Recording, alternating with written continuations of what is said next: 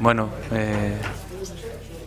boa tarde a todos e a todas. Imos a dar logo comenzo a sesión ordinaria que estaba convocada hoxe neste mes de marzo, neste 16 ás 16:30.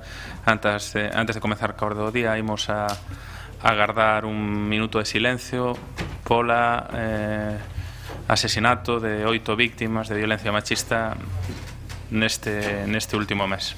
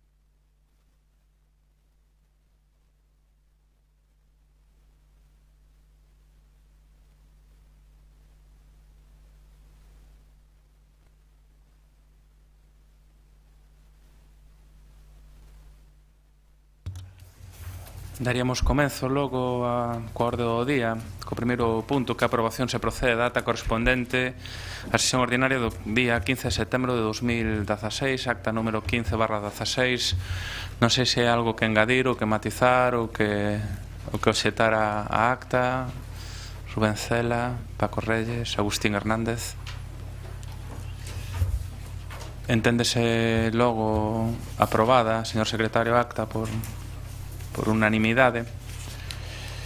O punto 2, como ven sendo habitual, é a toma de posesión do cargo de concelleiro de don Antón Barba Pereira, do PSA-PSOE. Señor secretario, que entendo que non se atopa na sala, non? Nin comparece.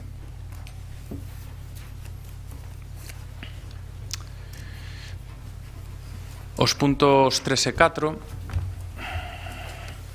acordouse en xunta de portavoces a non necesidade de sometelos a debate,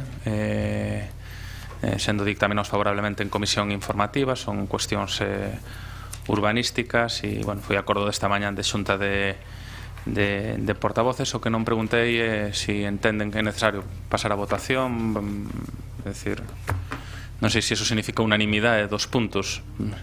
Sí. Entendense por unanimidade dos dous, 3 e 4. O puntos 3 e 4, que serían a aprobación definitiva do estudo de detalle das parcelas EU7 e EU2 e Grupo de Vivendas de San Ignacio de Loyola, sub 5 Choupana, Campus Sur, e a aprobación definitiva do estudo de detalle de criterios compositivos estéticos no tratamento das fachadas do barrio de Vista Alegre e estudo da cor.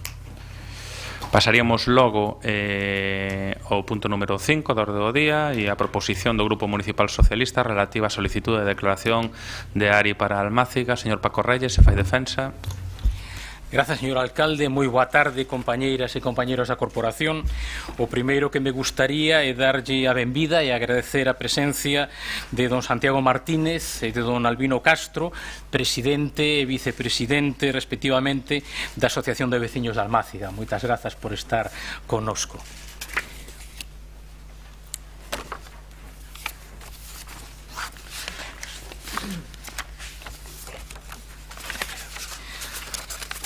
Como todo o mundo sabe, durante o período de goberno de progreso nesta cidade, presididos eses gobernos polos alcaldes socialistas, a Almáciga tivo un desenvolvemento importante. O certo é que durante todo ese tempo se impulsou no Colexio Santiago Apóstolo. O certo é que nos anos 80 chegou a tener máis de 1100 rapaces e rapazas matriculados. Se puso en marcha o Centro Xove, se ubicou ali a Escola Municipal de Música, foi a sede do Urbana Norte e a través do Urbana Norte se desenvolveu o Parque de Lecer, que neste momento pois disfrutan todos os veciños e veciñas de Almáciga, e se procedeu a reurbanización de todo o ámbito. O seguinte paso nos entendemos que, obviamente, a declaración, polas razóns que agora explicarei, a declaración dun área de rehabilitación integral. Xa no ano 2007, o Concello de Santiago axudicou o Instituto de Estudos e Desenvolvemento de Galicia, o IDEGA, pertencente á Universidade de Santiago de Compostela, a redacción dun estudo sociourbanístico do ámbito da Almáciga. Este traballo o que quería facer era ser o paso previo á tramitación da solicitude diante da Xunta de Galicia para declarar área de rehabilitación integral ao barrio da Almáciga, como sucedeu no seu momento co casco histórico, al ano 1998, co polígono de Vista Alegre no 2006, cos grupos de vivendas de Cardenal Quiroga e Compostela na Pontepedriña no 2008 e co barrio de Vite en febreiro de 2016. É evidente que esta área da nosa cidade necesita unha intervención integral que mellore a súa calidade urbana e a habitabilidade da súa veciñanza. Estamos a falar de aproximadamente 2.000 vivendas construídas a finais dos anos 60 e principios dos 70, que necesitan mellorar a súa accesibilidade coa instalación de ascensores e rampas, que precisan dun axitado tratamento nas súas fachadas, así como eliminación de gretas e humidades. En definitiva, necesitan actuacións que melloran a calidade de vida dos seus habitantes, satisfagan as necesidades de vivenda da cidadanía e supoñan unha recuperación do patrimonio edificado deste espazo urbano. Despois de rematado o proxecto Urbana Santiago Norte, como dixen, o Grupo Municipal Socialista estima necesario e urxente que, complementariamente coas actuacións desenvolvidas no barrio con este proxecto, o Concello, de acordo co decreto 18/2014 de 13 de febreiro, polo que se determinan os aspectos básicos dos programas autonómicos de rehabilitación de vivendas e se dan directrices para o desenvolvemento do Plan Estatal de Fomento do Alugamento de Vivendas, a rehabilitación edificatoria e a regeneración e renovación urbanas 2013-2016 no ámbito da Comunidade Autónoma de Galicia, no seu capítulo segundo, sección segunda, regula o procedimento para a declaración das áreas de rehabilitación integral. O artigo 8 do mencionado decreto indica que a declaración farase por resolución da Presidencia do Instituto Galego de Vivenda e Solo por petición dos concellos interesados en que se declare un área no seu territorio. Por todo isto é polo que o Grupo Municipal Socialista presenta a este pleno a seguinte proposición: que o pleno da Corporación inicie o procedimento para presentar a solicitude ante o Instituto Galego de Vivenda e Solo da declaración de área de rehabilitación integral no barrio da Almáciga, delimitada pola Rúa de San Pedro, a Almáciga e a Avenida de Lugo. Moitas grazas. Moitas gracias a usted, señor Paco Reyes. Rubén Cela, a súa quenda. Sí, moitas grazas, señor alcalde. Moi boa tarde a todos e a todas, e especialmente tamén a Santiago Albino e o conxunto da veciñanza do barrio da Almáciga, non?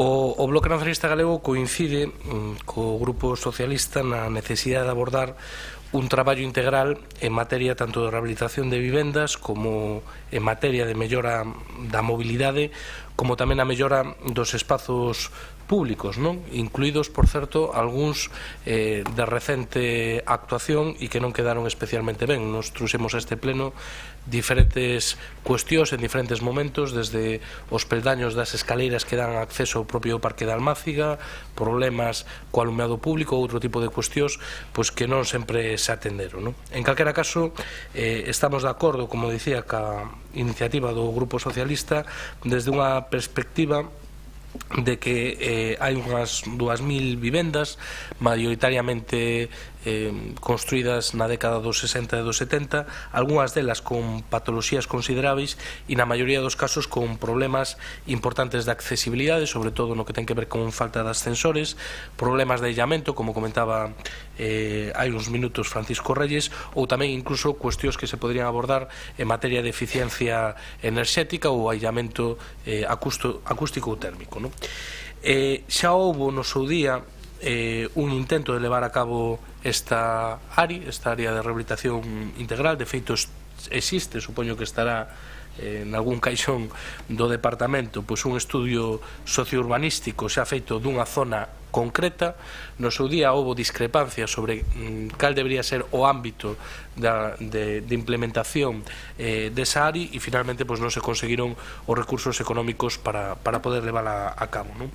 Nós, desde logo, como Bloque Nacionalista Galego, estamos absolutamente de acordo co obxectivo, non? De rehabilitar e de mellorar as condicións de vida e da habitabilidade dos veciños e das veciñas da Almáciga, non?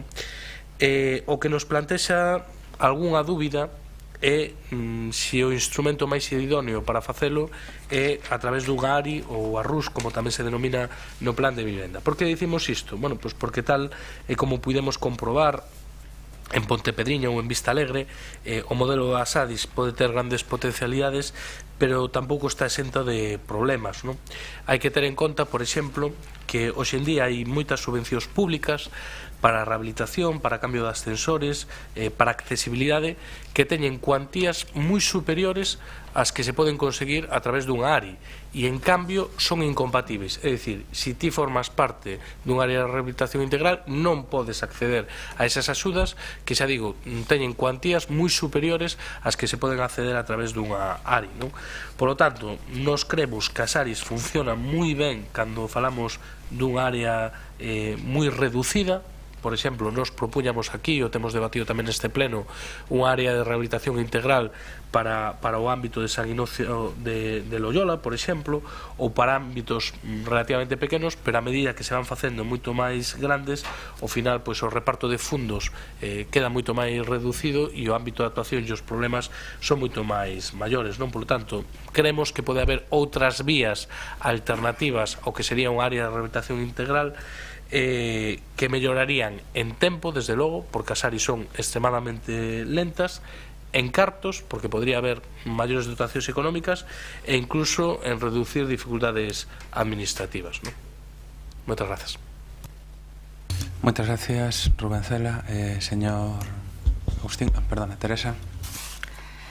Nuestro grupo está de acuerdo en que el barrio de la Almáciga, por su tipología edificatoria, como Vite, como Vista Alegre o como Pontepedriña, reúne las características que hacen conveniente que sea declarado un área de rehabilitación integral. Y así, la clave del ARI es que es tutelado por el Concello. Y así, tutelado por el Concello, puede acceder a las ayudas de los próximos planes de vivienda estatales o los que convoque la Xunta para estas áreas. Como bien dice mi compañero Rubén Cela, ser ARI no es la única vía para acceder a ayudas de rehabilitación, entendiendo como rehabilitación la mejora de aspectos como la accesibilidad y la eficiencia energética. Pero la ventaja que tiene el ARI es que permite acceder a estos fondos asignados en exclusiva para el área, sin ser en concurrencia competitiva, y sobre todo permite acceder a una cierta tutela del Concello, que tiene que implicarse en la solicitud de la elaboración de los documentos iniciales y gestionar la tramitación y la certificación de las ayudas a través de la Oficina de Rehabilitación. A pesar de esto, hemos hecho una enmienda al acuerdo, porque la proposición del Grupo Socialista define un ámbito que es imposible, ya que entre la Avenida de Lugo y la Rúa de San Pedro no está la Almáciga. Nos parece más correcto referirnos al barrio hasta los límites de lo ya incluido en los ARIs colindantes, porque lo que no puede haber es viviendas que estén incluidas en dos ARIs. Y este espacio está delimitado por el ARI de los Caminos de Santiago y el ARI del Casco Histórico.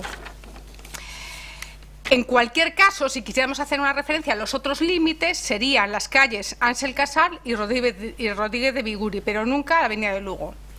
Independientemente de esto, consideramos más adecuado nosotros referirnos al barrio de forma genérica y que la delimitación precisa debe de formar parte de los trabajos que tiene que hacer el Concello para cumplir el artículo 8 del decreto 18/2014 y solicitar la declaración de la ayuda.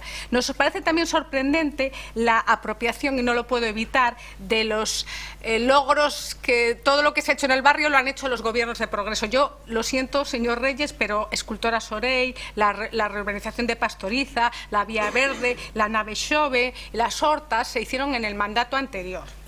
Independientemente de esto, con la enmienda que nos parece más correcta en cuanto a definición o sin enmienda, vamos a votar favorablemente porque consideramos que sí que es adecuado y es una buena herramienta formar parte de un ARI y contar con una ayuda del Concello para tramitar las ayudas. Nada más. Gracias, señor Duarte, a súa quenda. Pois nós imos votar a favor porque realmente entendemos que é un ámbito que realmente necesita esa política de rehabilitación e a min gustaríame incidir en varias cousas porque o que non podemos é xerar falsas expectativas na actualidade. Creo que decía ahora Teresa que había que diferenciar os distintos ámbitos do Camiño de Santiago e entendemos que para poder delimitar un área ten que ser un área homoxénea e haberá que ver se é un ou dous áreas diferentes, un que está no ámbito de Quiroga Palacios, Batalla e Clavijo e outro no que é todo o entorno da Almáciga hacia arriba para poder abarcar todo ese ámbito que está entre o plan especial e a Avenida de Lugo como espazo que xenera ámbitos diferentes. Pero eu creo que o máis importante é que non podamos xerar falsas expectativas. A mí me sorprende ahora que diga Teresa Gutiérrez que se apunten dos tantos do goberno anterior porque eu podería decir que no ano 2011 o goberno estatal aportaba 1.126 millóns de euros para os ámbitos de rehabilitación, a rehabilitación neste país. E cando falamos de declarar ARIs é porque se entende que é necesario invertir cartos para financiar a rehabilitación tanto en envolvente de cuberta como en melloras de accesibilidade. Para o orzamento de 2015 desos 1.126 pasamos a 772 millóns de euros cun goberno do Partido Popular a nivel estatal. No 2016 pasamos a unha inversión de 548 millóns de euros.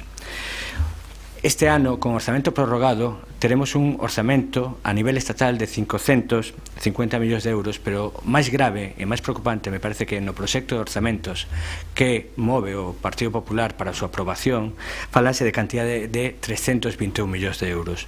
Por tanto, eu creo que se fala dunha aposta clara pola rehabilitación urbana que creemos que é imprescindible neste país, haberá que poñer fondos sobre a mesa. Senón o único que estaremos facendo é crear falsas expectativas para os veciños que saudamos os membros da Xunta Directiva da Almáciga, para os veciños que posiblemente dentro de uns días veñan á porta do concelleiro a decir cantos fondos vai haber, e o concelleiro dirá pois na actualidade no 2015-2016 houbo 900.000 euros para esta cidade, 2 anos. A previsión para o ano 2017 con ese orzamento son de 400.000 euros e vou informar de que a instalación dun ascensor e a rehabilitación dunha fachada cunha subvención do 35% en calquera dos bloques que se fixo este ano en Vista Alegre supón 110.000, 115.000 euros. Por lo tanto, temos que falar de que se non hai inversión estaremos falando de un proxecto de boas intencións e estaremos creando unhas falsas expectativas que non se corresponden. Por lo tanto, eu quero aproveitar esta intervención para facer unha reivindicación clara de que é necesario inversión en vivenda, en rehabilitación, en mellorar as condicións de eficiencia enerxética da edificación, cunha política global a nivel estatal na que se incrementen os fondos, que vaña ademais acompañada por unha política a nivel autonómico donde eso siga incrementando máis fondos e, sobre todo, en algo que creemos que é moi importante. Durante o ano 2016 puideron optar exactamente as mismas axudas aquelas vivendas que estaban nun ARI. ARI son aquelas áreas de rehabilitación integral que se entende que ten unhas condicións que requiren unha maior inversión, pois durante o ano 2016 puideron acceder exactamente ao mesmo tipo de condicións as que estaban dentro dun ARI que as que non estaban dentro dun ARI segundo as convocatorias da Consellería de Vivenda. Por lo tanto, nós estamos a favor de que se declare este ARI nunha ou dúas zonas en función do que se diga pola afección que pode ter a ARI do Camiño de Santiago e a ARI do Plan Especial. E, ademais, gustaríame recordar que desde este goberno, na proposta de orzamentos de 2017, por primeira vez na historia, figura unha partida específica para complementar as axudas de nivel estatal para facilitar a colocación de ascensores. O que non podemos é xerar faltas expectativas. Nós apoiaremos hoxe a creación dese ARI, pero sobre todo solicitamos desde aquí, desde este pleno, e esa é a miña maior motivación para falar neste punto, solicitamos unha maior política, unha maior inversión a nivel estatal e autonómico para que realmente todo isto pase de boas palabras a feitos e cartos para que a xente poda facer a rehabilitación das súas vivendas. Gracias, Jorge. Señor Paco Reyes. Grazas, señor alcalde. Brevemente, o primeiro decir que nos aceptamos a emenda que propón o Partido Popular, e o digo primeiro por se iso pode afectar o posicionamento de algún dos outros grupos. O segundo comentario voceiro do BNG, que efectivamente nos apostábamos polo tema do ARI porque entendemos que son fondos exclusivos, non, para esas vivendas e a capacidade de xestión que amosa o Concello. E con respecto á cuestión de quen fixo ou quen deixou de facer, pois eu penso que non paga a pena entrar nese debate, porque os veciños e as veciñas da Almáciga e do resto de Santiago coñecen perfectamente o que fixeron os uns e o que non fixeron os outros. Nada máis, agradecer o posicionamento favorable a esta proposta do PSDG. Moitas grazas. Gracias, Paco Reyes. Algo que engadir, Rubén? Sí, moitas gracias. Telegráficamente dúas cousas, non? Eu xa non vou entrar no debate da paternidade e maternidade, porque ademais creo que o importante non é quen fixo ou quen deixou de facer, sino como fixo, non? E o problema que hai na Almáciga non é tanto quen é o autor ou a autora material dunha actuación, sino o problema que hai varias das actuacións que se fixeron ali recentemente con uns acabados pois absolutamente lamentables, non? E eu creo que eso tamén é terrible, non? Porque cando hai un barrio que está deteriorado porque non hai investimento público durante moitos anos, pois xa sabes cal é a motivación, pero o que é doblemente terrible é que si case investimento público e haxa cousas pois con acabados pois que non son aceptables, non? Dito iso, eu quixera incidir nunha idea que comentaba na primeira intervención e que ten relación con algo que comentaba o concelleiro. Eu creo que certamente que non hai que xerar falsas expectativas, e tamén creo que os veciños e as veciñas hai que contarlle toda a película e non só media película. En que sentido digo isto? Bueno, en que certamente hai unha variable que é fundamental, que de pouco vale declarar área de rehabilitación integral se logo non vai haber fondos para acompañar esa declaración. Eso é unha cuestión evidente, e tamén é evidente que en 2017 pois non se pode facer o mismo que co 30% de recursos que nos anos anteriores con moitos máis recursos. Eso é evidente. Pero hai outra cuestión que creo que tamén hai que deixarlle clara a veciñanza e que comentaba antes. As ARIs non son a panacea. Teñen cousas positivas. En Santiago vimos cousas moi positivas en áreas de rehabilitación integral, e tamén vimos e vemos cousas tremendamente negativas das ARIs, non? Unha delas, pois como son os prazos, os tempos e as formas. Eso hai que explicar aos veciños antes de calquera outra cuestión. E outra cousa que hai que explicar aos veciños é que hoxe en día existen liñas de subvencións para determinado tipo de cuestións que teñen que ver co obxecto último da ARI, sexa para instalar ascensores, sexa para mellorar fachadas, sexa para mellorar cuestións de eficiencia enerxética, que por outras liñas de subvención que, repito, non son compatibles cas ARIs, se pode conseguir máis diñeiro, máis rápido e con menos trabas moitas veces burocráticas. E eu creo que iso tamén pois os veciños e as veciñas pois o deberían saber, porque non teñen por que non teñen que sabelo, non? Por lo tanto, nos nese sentido, como decía ao principio, co obxectivo último do que se plantexa aquí, que é unha rehabilitación integral de todo o entorno de vivendas dos anos 60, 70 moi deterioradas e con grandes déficits tamén estruturais, estamos absolutamente de acordo. Non vamos por ningún problema sexa con ARI ou con outro mecanismo. Creo que a idea é que o pleno desta corporación apoia decididamente unha actuación nun barrio que creo que o merece e que é unha cuestión de xustiza histórica, pero, como digo, creo que cando menos hai que informar o conxunto da veciñanza de cales son os pros, pero tamén de cales son as contras, non? Gracias, Rubén. Teresa. Bueno, varios aspectos. Por un lado, el tema de los presupuestos. Evidentemente, yo creo que todas las actuaciones en los ARIs requieren la implicación de todas las administraciones, siempre ha sido así. Yo creo que el ayuntamiento puede mojarse, la Xunta tiene que mojarse y el Estado también tiene que mojarse. Más podrá mojarse cuando tenga presupuestos, cosa que de momento hasta ahora no es posible. Aparte de eso, hay una parte que quizás los vecinos desconocen, que es también requiere la implicación de los vecinos. Aquí es cierto que hemos tenido experiencias de diferentes áreas de rehabilitación, unas muy exitosas y otras con casi ningún resultado, como por ejemplo puede ser la comparación entre Vistalegre y Pontepedriña. Es decir, el tener un ARI no es una panacea, el tener un ARI es un instrumento. Luego requiere que los vecinos se organicen, se junten su parte económica del dinero y es complicado. En ese aspecto, lo que sí que es importante, la diferencia de un ARI con las otras subvenciones, para mí la clave es la tutela del concello. Eso es una ventaja. Y la oficina de rehabilitación es una ventaja desde el punto de vista que puede asesorar y ayudar a los vecinos. Y por último, no puedo dejar de comentar el tema de los acabados de las zonas. O sea, yo creo que lo que ha ocurrido con la Almáciga los últimos años, o sea, en la Almáciga ha habido actuaciones en estos últimos años sobre espacios que llevaban más de 50 años sin actuar. Las soluciones, con soluciones muy complicadas desde el punto de vista arquitectónico, como por ejemplo es la avenida de Pastoriza, con desniveles, y yo creo que ahí se ha hecho un esfuerzo ímprobo, que no lo ha hecho el Partido Popular, lo ha hecho esta ciudad, y yo creo que ir contra lo que se ha hecho positivo y, digamos, con unos acabados buenísimos, porque el acabado de hormigón va a ser un acabado con durabilidad y estupendo. Yo lo siento, pero no comparto ese diagnóstico. A pesar de todo eso, nos alegramos de que se admita la enmienda porque creemos que define mejor los espacios y votaremos a favor. Gracias, Teresa. Jorge. Bueno, retomando un pouco as palabras agora de Teresa, non esa política de sálonos máis dos veciños para que se autoorganicen, eu creo que non é neste caso a mellor. Desde este goberno que estamos facendo é avanzar nos estudios de detalle.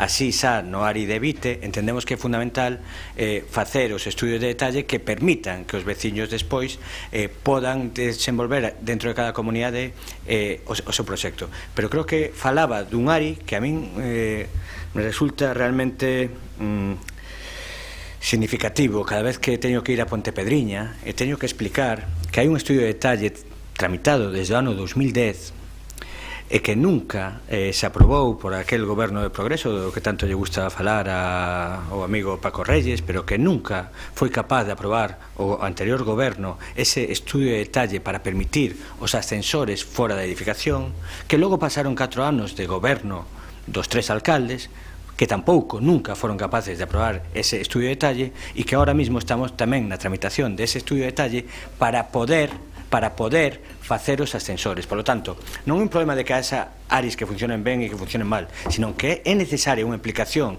por parte do goberno municipal para aprobar esos estudios de detalle que permitirán que despois se podan facer os proxectos cos ascensores por fora da edificación, porque son vivendas humildes que necesitan ese espazo. Por lo tanto, entendemos que é necesario que o goberno impulse a través da tramitación de esos estudios de detalle para que logo os veciños podan desarrollar esos proxectos.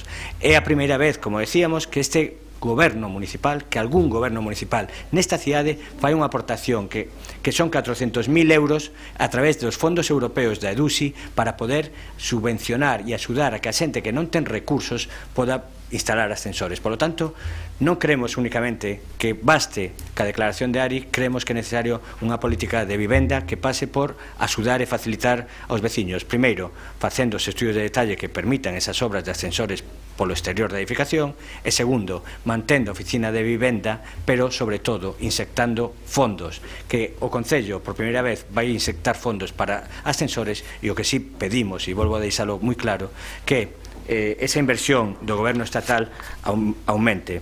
Gustaríame decir que no ano 2009 eran 1.512 millóns de euros, cando chegou o PP eran 1.126 millóns de euros, na actualidade son 500 millóns de euros e no proposta de orzamento do PP 300 millóns de euros. Creo que é necesario compromiso, e compromiso político. Gracias, Jorge.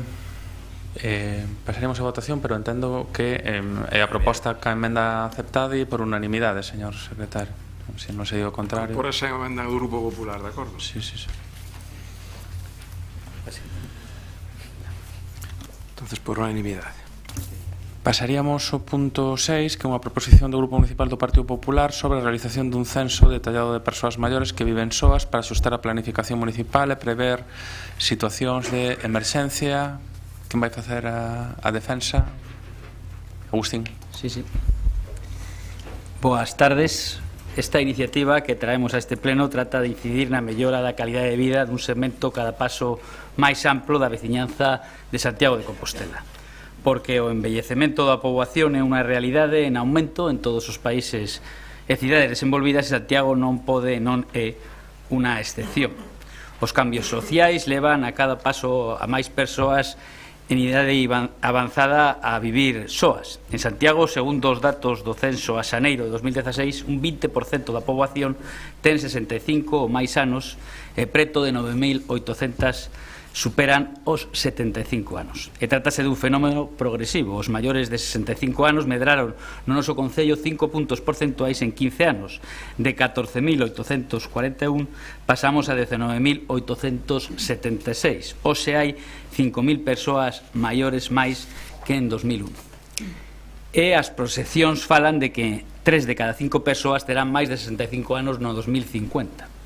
Segundo o último censo da poboación e vivendas que o INE realiza cada 10 anos, no ano 2011, no Concello de Santiago, no 26% dos fogares, 9.790, un de cada 4 vivía unha soa persona. E dese número, preto dun 33%, 3.205, vivían en eses domicilios persoas de 65 ou máis anos soas.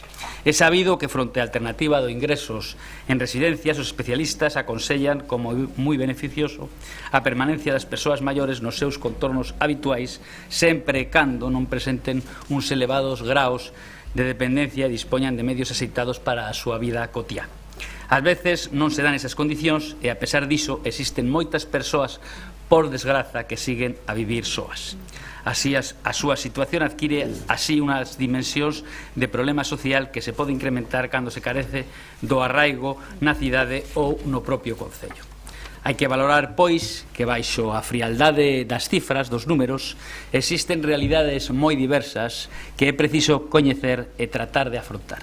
Por iso é preciso planificar tamén o aumento das medidas de atención, especialmente para as persoas maiores que viven soas, e facelo dende as administracións máis próximas aos cidadáns.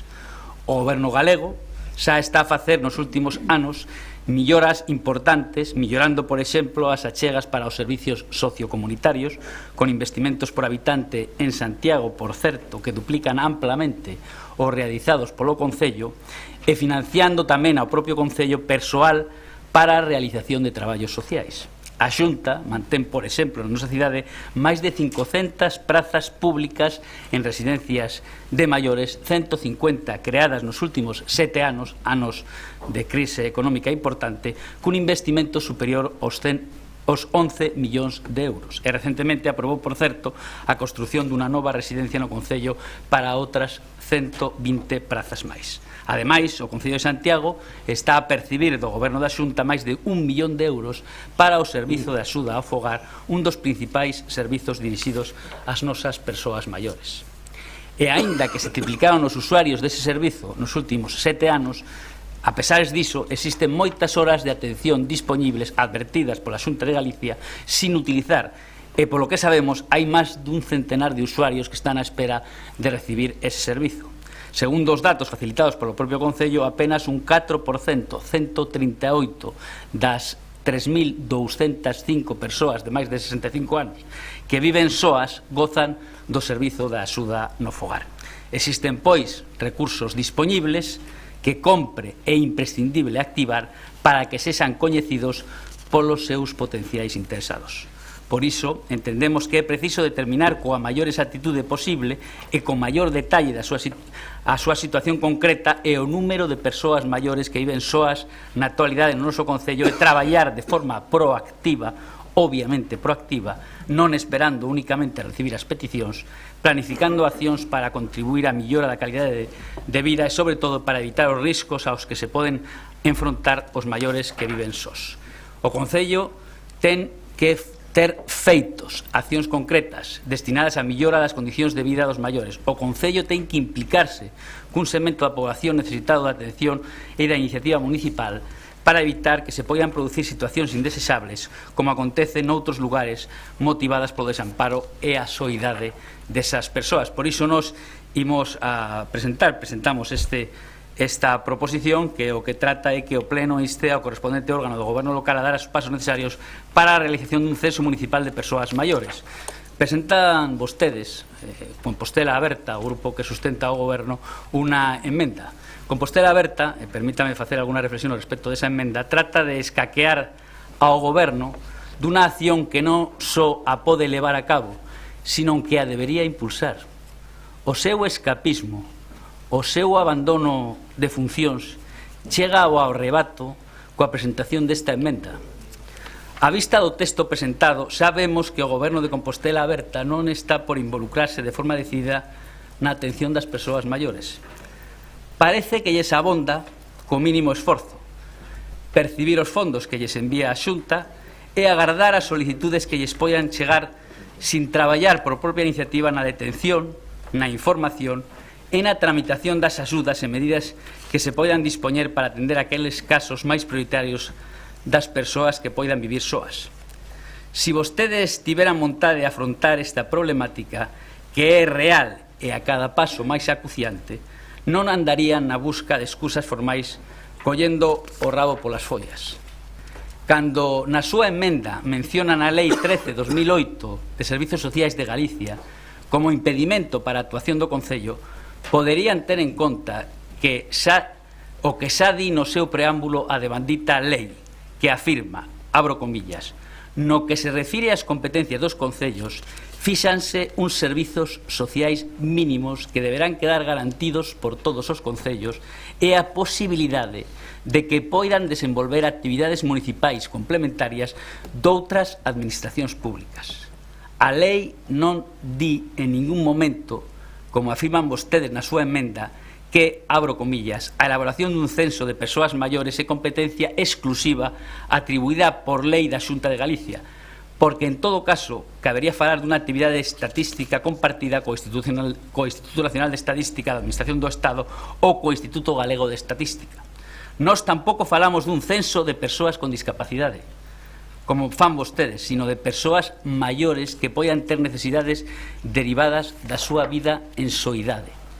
A mesma Lei Galega de Servicios Sociais de 2008, que vostedes empregan, por certo, de forma torticeira e como pretexto, sinala claramente no seu artigo 60, dedicado ás competencias municipais, que é competencia dos concellos de a promoción e realización de estudos e investigación sobre a problemática dos servicios sociais no ámbito local e a divulgación dos resultados obtidos neles, e a detención e análise das necesidades e da problemática social existente no seu ámbito territorial, e J, a coordinación dos servicios sociais cos restantes servizos municipais e das restantes administracións no desenvolvemento dos plans e programas de intervención comunitaria, facilitando a participación das entidades sociais e a implicación da cidadanía no proceso.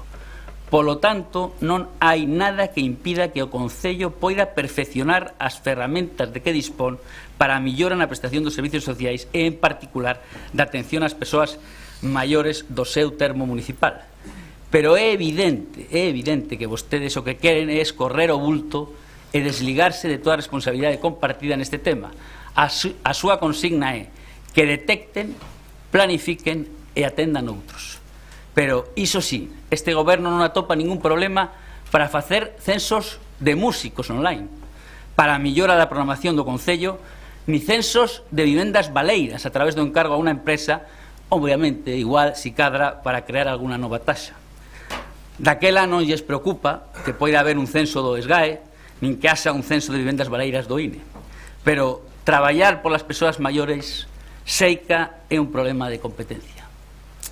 Outros concellos galegos, por certo, o Carballiño ou Lalín, sin ir máis lonxe, teñen asumido sin ningún impedimento iniciativas semellantes a esta, pero o da vellez, a verdade é que parece que non vai con vostedes.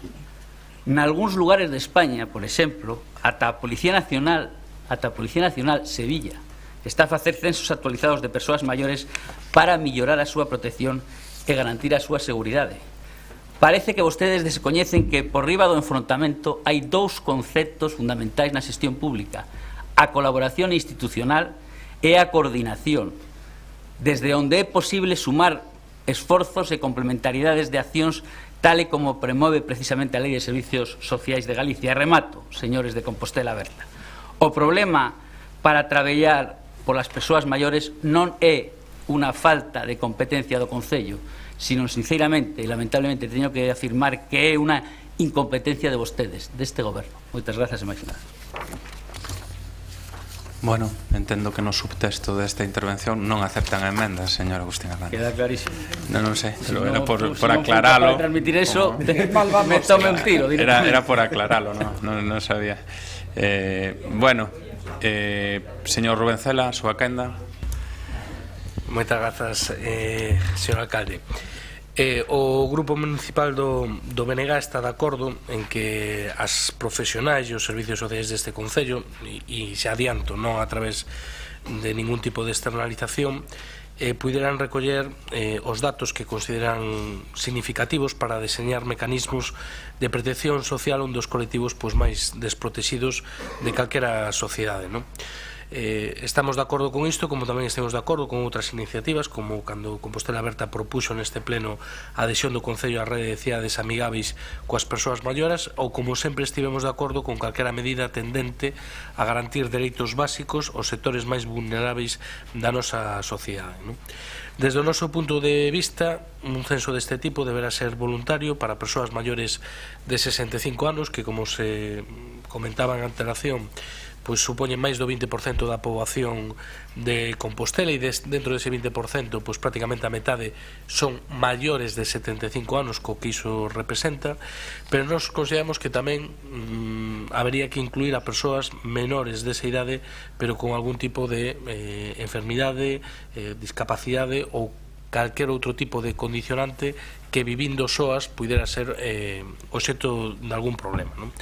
Temos unha porcentaxe, como se comentaba tamén, moi baixa de xente sobre a total que desfruta dun servicio como pode ser o de axuda no fogar, e as necesidades que afloran non se detectan. Está moi ben que se faga o censo, pero temos que garantir sobre todo que as persoas maiores que precisen de calquer tipo de axuda dos servicios sociais poida ter acceso a elas, non? Eu creo que hai un primeiro paso básico que é o coñecemento da existencia deses servicios, e nese sentido nos parece que pode ser unha medida de interese ter ese censo, cando menos para empezar, para garantir que a todas esas persoas lle chega do mellor xeito posible e do xeito máis acaído ás circunstancias de cada unha toda a información.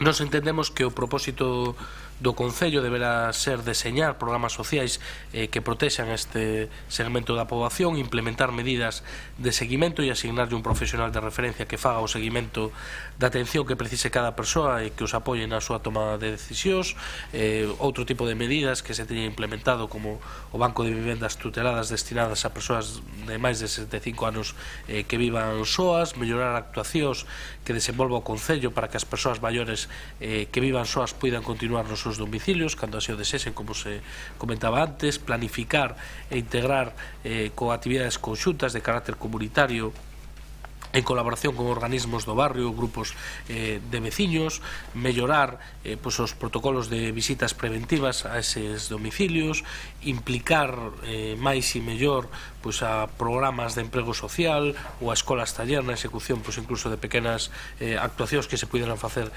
neses domicilios, ou tecer unha rede de atención e acompañamento na que o Concello debe intensificar a súa labor. En calquera caso, nos entendemos que a medida do censo pode estar ben, pero que medidas deste tipo de xeito ailladas valen para pouco se non van inseridas en actuacións transversais e sobre todo en actuacións dotadas de medios económicos e humanos suficientes para prestar servicios de calidade e a uns precios axeitados para o perfil de usuarios e usuarias que as van a recibir.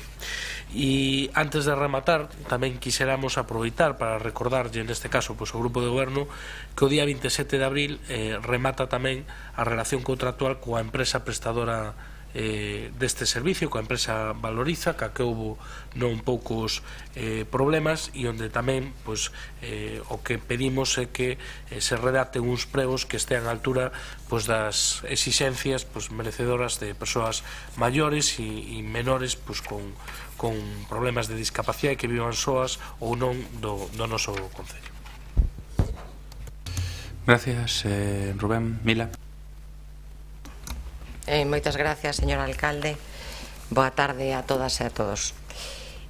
Como alguén podería non estar de acordo con calquera tipo de acción destinada a mellorar as condicións de vida dos nosos maiores?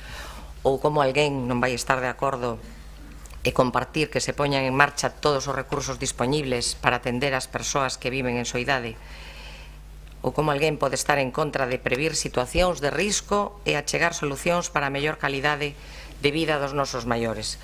Dende logo, este grupo municipal non será quen de impedir este tipo de medidas. E non hai máis que ver o exemplo dado polo Partido Socialista en decembro de 2016, cando en cidades como por exemplo en Cáceres, os socialistas presentaron ao Pleno Ordinario Municipal unha moción que recollía precisamente unha iniciativa da que hoxe se fai eco o Partido Popular.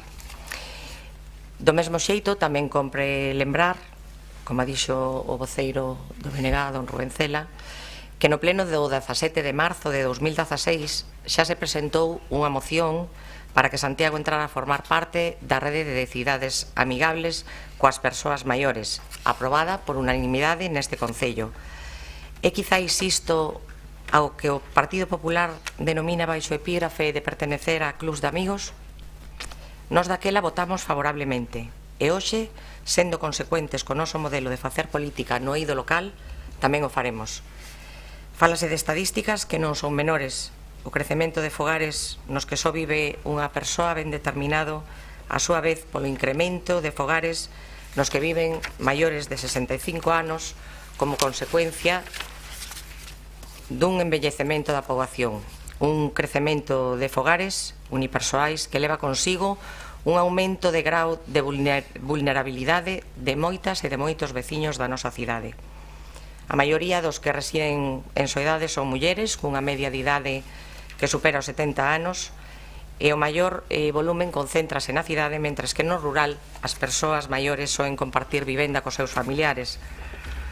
Tamén dicir que as zonas da cidade de maior volumen de persoas maiores son o Ensanche ou outros barrios tradicionais como pode ser Vite, a Pontepedriña ou o Castiñeiriño. Polo tanto, nos creemos acaído realizar unha diagnose real da situación das persoas maiores que viven soas nesta cidade, claro que sí, que permita adaptar as respostas das súas necesidades reais dende unha perspectiva, sobre todo, preventiva, favorecendo así a súa autoestima, a súa autonomía e a súa maior calidade de vida. E claro que tamén estamos de acordo, como non podería ser de outro xeito, coa proposta que se fai dicindo que a administración local sexa proactiva. O Grupo Municipal Socialista, dende aquí, ten expresado e defendido que as e os máis vulnerables, os que están en risco de pobreza, as que non teñen amparo, os que están sós, son moitos. E son moitas as veces que non teñen voz, porque a súa voz queda apagada, sencillamente porque descoñecen os mecanismos da nosa administración ou, sinxelamente, non poden acudir a eles. Este grupo defenderá sempre que as necesidades hai que sair a buscalas á rúa, se elas non veñen a nós, porque a velas hainas. O que nos parece unha mágoa é que o Partido Popular noutras ocasións non se mostre tan proactivo como el reivindica para os demais, porque, claro, unha cousa é facer diagnose con censos, con estadísticas, con números, e outra cousa é formar parte desa proactividade que agora piden e que en ocasións, como pode ser, pois, participar coas súas propostas pedindo máis recursos orzamentarios para o servicio de axuda no fogar, ou a nivel estatal incrementar ou polo menos non recurtar na lei de dependencia que tanto afecta aos nosos maiores. Pero ben, non se trata con estes temas que nos estemos votando en cara a cousas que facemos habitualmente, por outro lado, nestes plenos. Polo tanto, a nosa postura creo que é clara neste sentido e nos tomaremos sempre partido en beneficio das nosas veciñas e veciños, veña de onde veña a proposición ou a moción que se presente neste pleno. Así pois o noso voto será favorable e falando destas cousas, si todas e todos nos poñemos de acordo, ao final quen sale gañando é a nosa veciñanza. Moitas grazas. Disculpade que non arrancou o tempo. Concha, ainda así creo que me las asustou a túa canda. Bueno, moi boa tarde, señoras concelleiras, señores concelleiros. Boa tarde, señor Hernández. Por pedir, como titulaba o artigo de Mario Beramendi o pasado sábado 10 de marzo na Voz de Galicia de Santiago, pois por pedir que non quede, home, Como sabe, os concellos foron asumindo nos últimos anos competencias en materia social sin a correspondente equivalencia en termos financeiros e recursos humanos, nin a necesaria e leal corresponsabilidade das administracións públicas, nomeadamente a Xunta de Galicia e o Goberno de España. Como somos as administracións máis próximas á cidadanía e polas nosas portas entran os veciños e as veciñas, fóronsenos entregando responsabilidades que non estaban no guión de partida, xerando confusión sobre competencias para tamén eludir responsabilidades, como moi ben aclarou o meu compañeiro Jorge Duarte na súa intervención previa respecto dos ARIS e de ascensores para a accesibilidade, dirixidos moitos a persoas maiores. Concordará tamén que a crise a perda de dereitos laborais e sanitarios aumentou a pobreza e que o envellecemento poblacional e estrutural é ben de lonxe. E isto disparou a demanda de servizos que entran polas nosas portas. Isto ocurría ao mesmo tempo que se limitaba con rigor austericida o teito de gasto e se impedía a contratación de novo persoal e mesmo a reposición de quen se xubilaba para atender a servizos esenciais como os que se prestan ás persoas maiores, dependentes e soas. Ademais, nese tempo, as persoas maiores asumiron o copago farmacéutico e van sufrindo a progresiva perda de valor adquisitivo das súas xa exiguas cativas pensións, o que acusou aínda máis a situación de emerxencia que atravesan miles de persoas maiores, tamén no noso concello.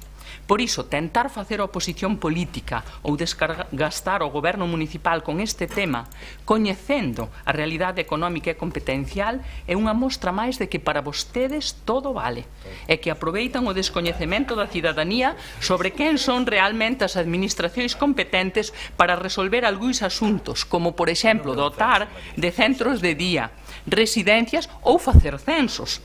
Neste sentido, é no que fixemos a emenda presentada á súa proposición, porque, como sabe, a Lei 3/2008 de Servizos Sociais de Galicia estrutura e regula como servizo público os servizos sociais en Galicia para a construción do sistema galego de benestar. É onde se enmarca calquera prestación servizo dirixido a garantir o dereito das persoas para que a súa liberdade e igualdade sexan reais e efectivas. E no seu título 7 regúlase a atribución de competencias. Artigo 59, letra B, sinala que é competencia da Xunta de Galicia a planificación e programación xeral dos servizos sociais no ámbito territorial de Galicia. E na letra G, o deseño, a creación, a xestión e a coordinación dun sistema de información estatística dos servizos sociais, así como o seu mantemento e a actualización, entre outras cousas, para que sea coordinado, coherente en todo o país. Polo tanto, a elaboración dun censo de persoas maiores é competencia exclusiva atribuída por lei á Xunta de Galicia. E a propia Xunta de Galicia, a través da Dirección da Consellería de Política Social e máis concretamente da Dirección Xeral de Persoas Maiores e Persoas con Discapacidade, actualmente xa mantén un censo de persoas con discapacidade na nosa comunidade. Tamén podería facelo, obviamente, de persoas maiores que viven soas, se o ten como prioridade e obxectivo.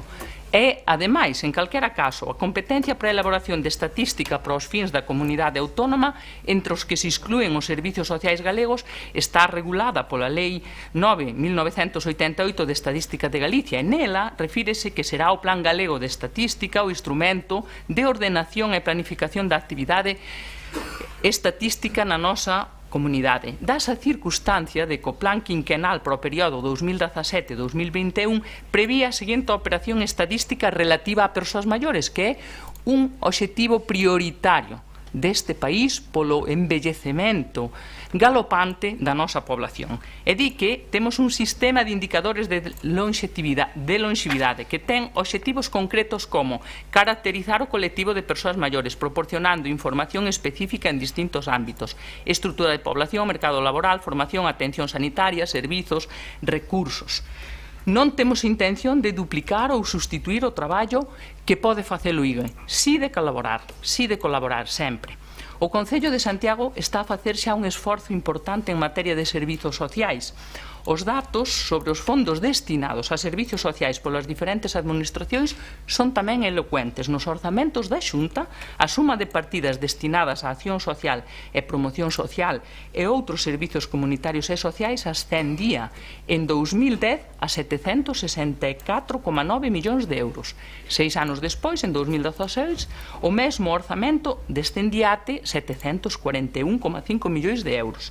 Nos orzamentos municipais, o gasto social en 2010 era de 4,45 millóns de euros. 6 anos despois, 2016, o mesmo orzamento é de 8,44 millóns de euros. Como pode ver, malia que en Galicia é cada vez maior a población que ten máis de 65 anos e a poboación dependente, o orzamento autonómico como moito mantívose, mentres que o municipal tuvo que medrar nun 90%, casi duplicarse para atender efectivamente aos seus veciños e veciñas que tiñan máis necesidade de servizos por pobreza ou por dependencia.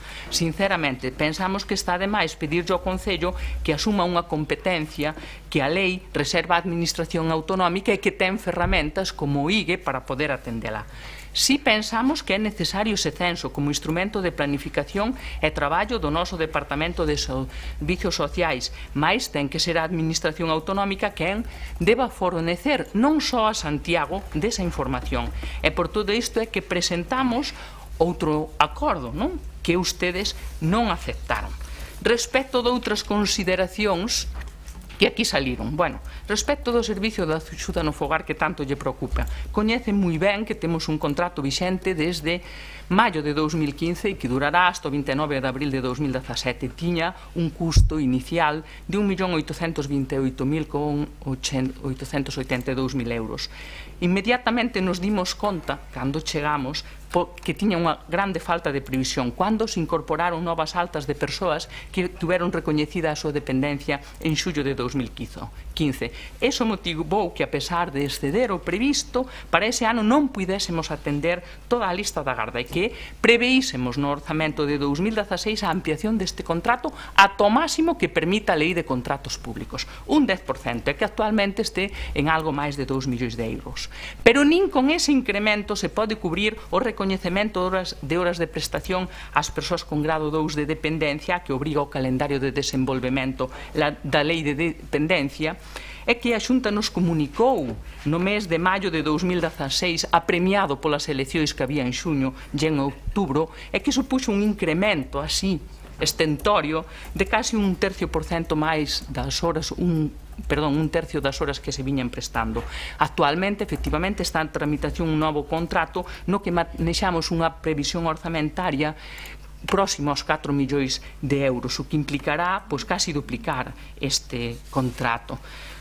Non quero estenderme, pero teño que decir que desde o departamento que diriximos mantense un programa de envellecemento activo, ano pasado dedicado a obradoiros de memoria e narrativa oral, tamén de estimulación de memoria social, tamén cedemos en Caves espacio á Asociación Agadea para terapias de estimulación cognitiva de persoas con demencias leves, tamén desenvolven actividades no Centro Sociocultural Don Sánchez e de Vito con Aveiro ao convenio que se mantén no departamento. No mesmo sentido, hai un convenio con Cruz Vermella para desenvolver 4 programas, unha rede social para persoas maiores, axuda a domicilio complementaria, atención a persoas con funcións cognitivas deterioradas ou teleasistencia domiciliara.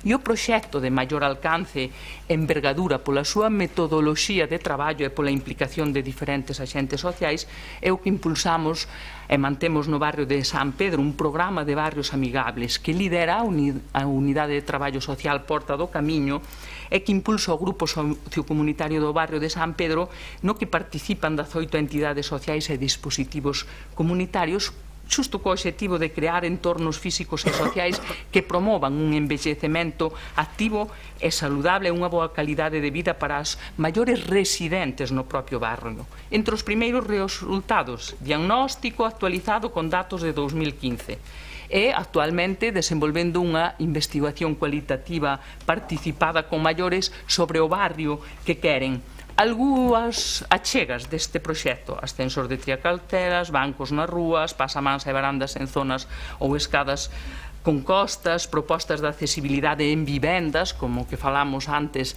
da Almáciga, mellora da iluminación ou pacificación do tráfico en vías públicas. Efectivamente, estamos valorando contratar unha asistencia técnica para dar soporte non só a esta proposta, sino para promover participación de persoas maiores e deseñar e pensar políticas públicas dirixidas a facer do noso concello máis amigable para maiores e tamén para as demais persoas, amigable, accesible, saudable.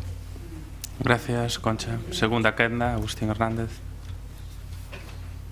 Pois sí, a verdade é que, bueno, daba a sensación de que era unha comparecencia da concelleira e únicamente o que solicitábamos era simplemente importante, de xeito importante, a confección dun censo, non?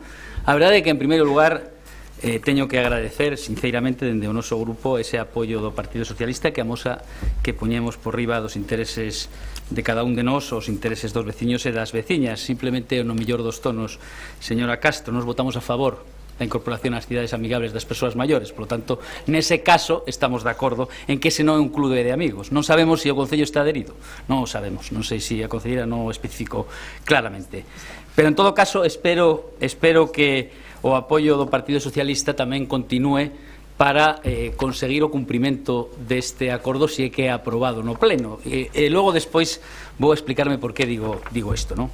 Consideramos en definitiva que esta iniciativa que presentamos, que permite ofrecer unha millora da calidade de vida, supón un engadido de seguridade para as persoas maiores que vivan soas no noso concello. Por tanto, nada debería de impedir que fora aprobada. Entendo que o señor Cela non vai a apoiar a iniciativa, é o que pois saquei da súa intervención. Non sei se é así, non me extraña en todo caso, porque o señor Cela está permanentemente de perfil, supoño que para institucionalizarse permanentemente neste concello. Non sei se é así, pero en todo caso o lamento se é que non apoia.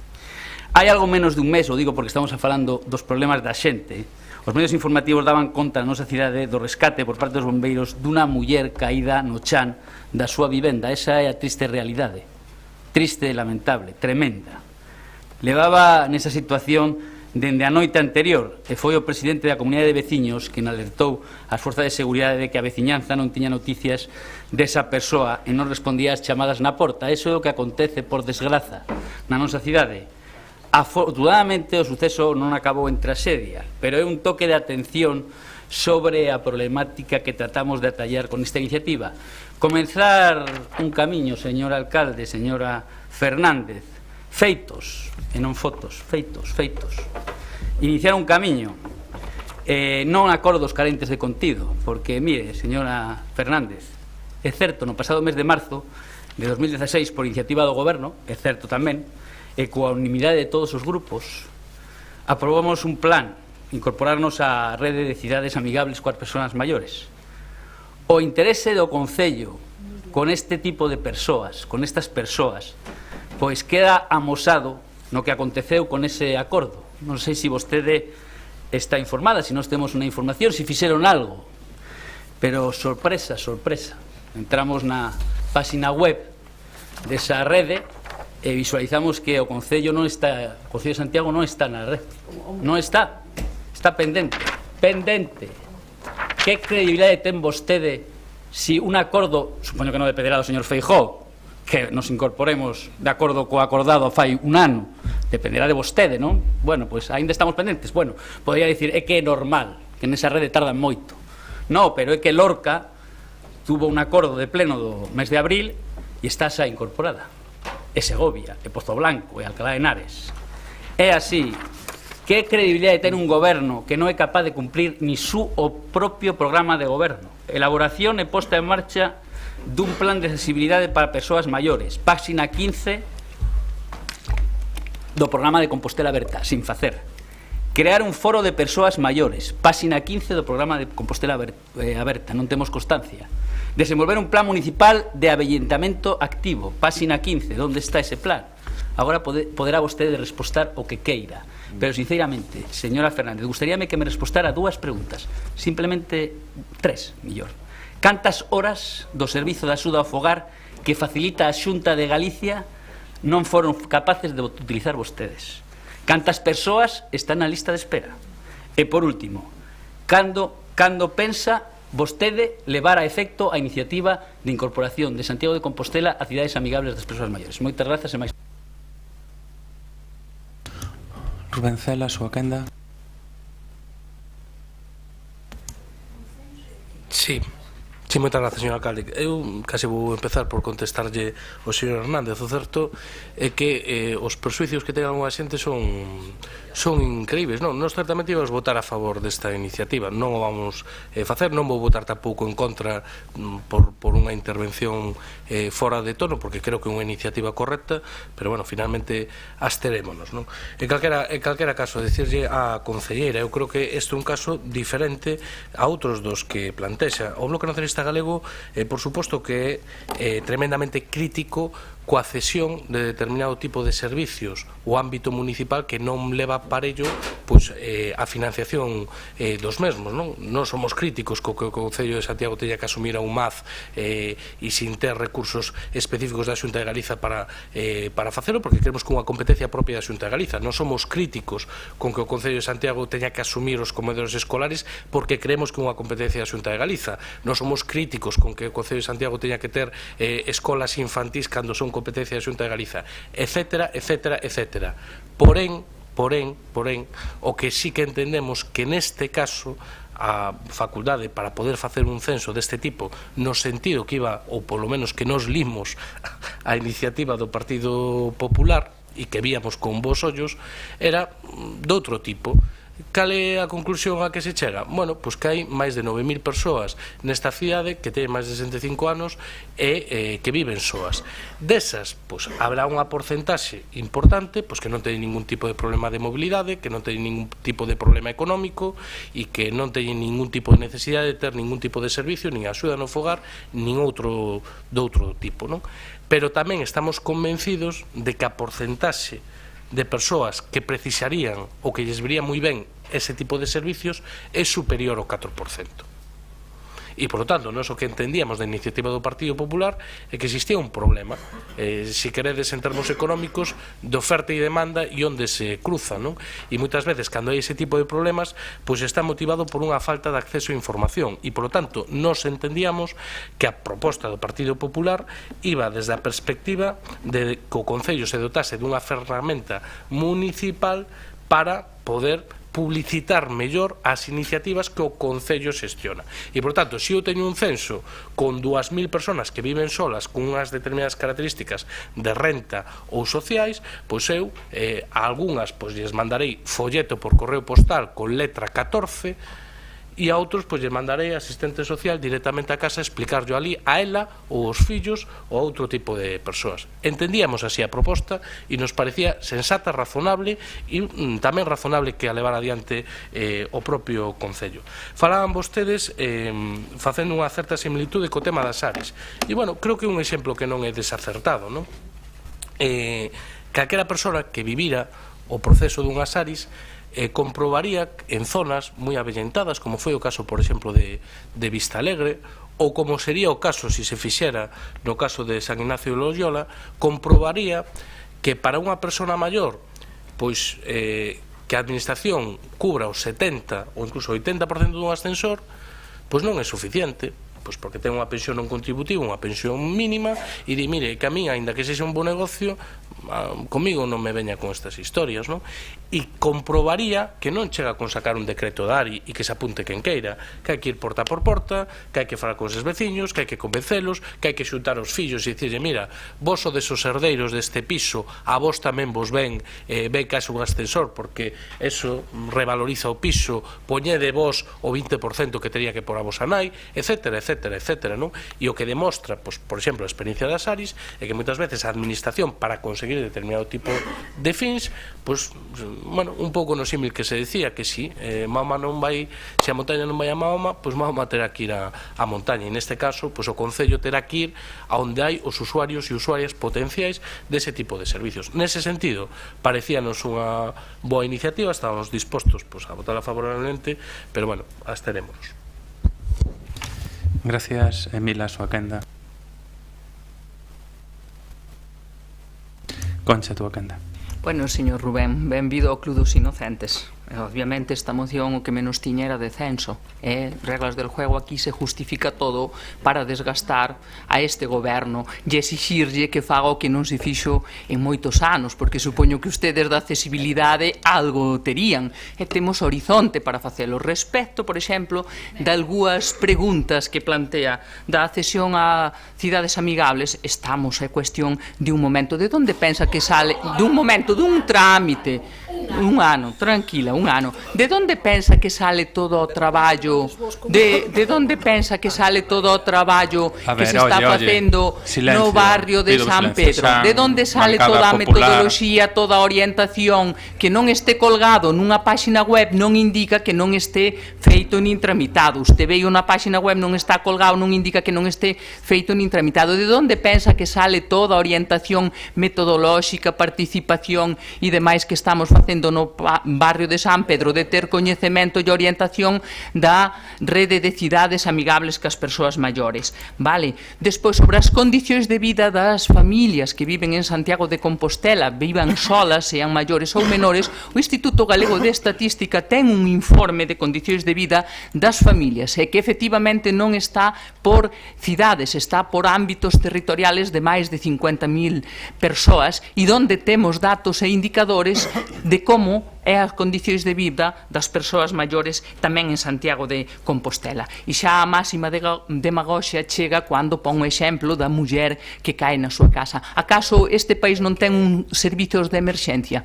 E non existen servizos de emerxencia sanitaria? Enténdese que é os que deberían atender ao 112 cando algunha persoa ten un accidente desas características. E máxime si está sola. Pero é un exemplo de como ustedes eluden toda a responsabilidade e competencia e a volcan nos que teñen en frente, porque todo vale. Sobre outras accións que efectivamente non están escritas sobre un plan, pero que se están facendo. O principal, a parte dos que antes lle redactei, formas de atención e promoción da vida saudable das persoas maiores na cidade, faise na rede de máis de 40 centros socioculturais que ten esta cidade. Hai máis de 40 centros nos que hai unha amplia oferta de actividades culturais, de lecer, deportivas, de promoción de saúde que están abertas, son accesibles, de interés e participadas por persoas maiores, particularmente nas franxas horarias de mañá, casi en exclusiva, nas súas bibliotecas, nas súas salas de estar, nos múltiples actividades.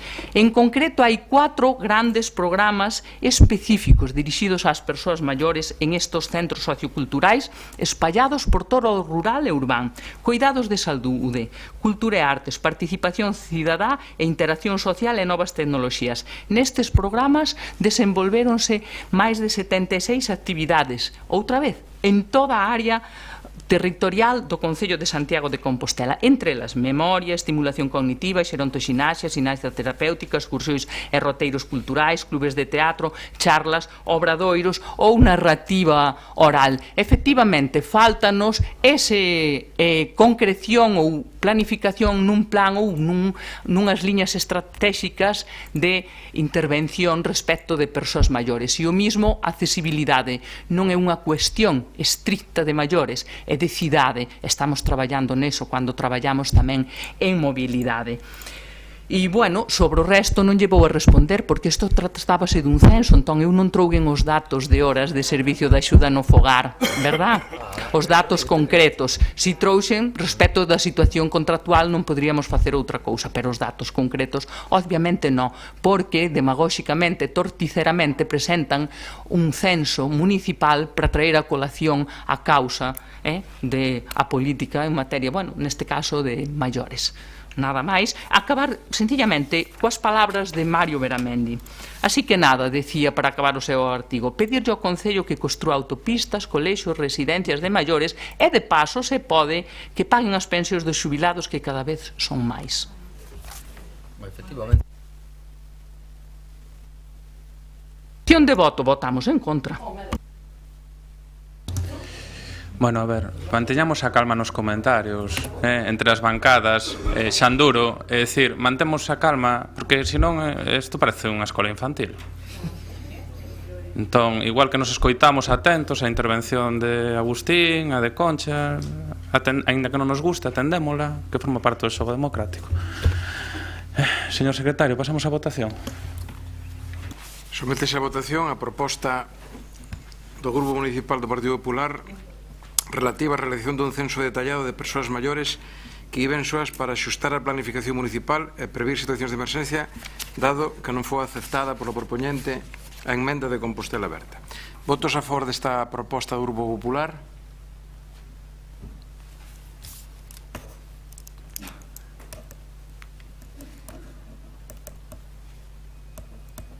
Votos en contra? Grupo Compostela Aberta. Abstencións? BNG.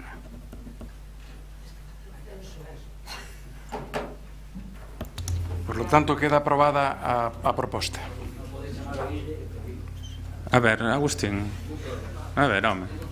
Porque se queredes logo ides a tomar uns viños e discutides. Que esta é unha corporación municipal. A ver, veña, pasamos ao punto número 7 da orde do día. Proposición do BNG relativa a instar o Concello a negociar cos administracións a construción da estación de mercadoría na Sionlla. Quen fai defensa?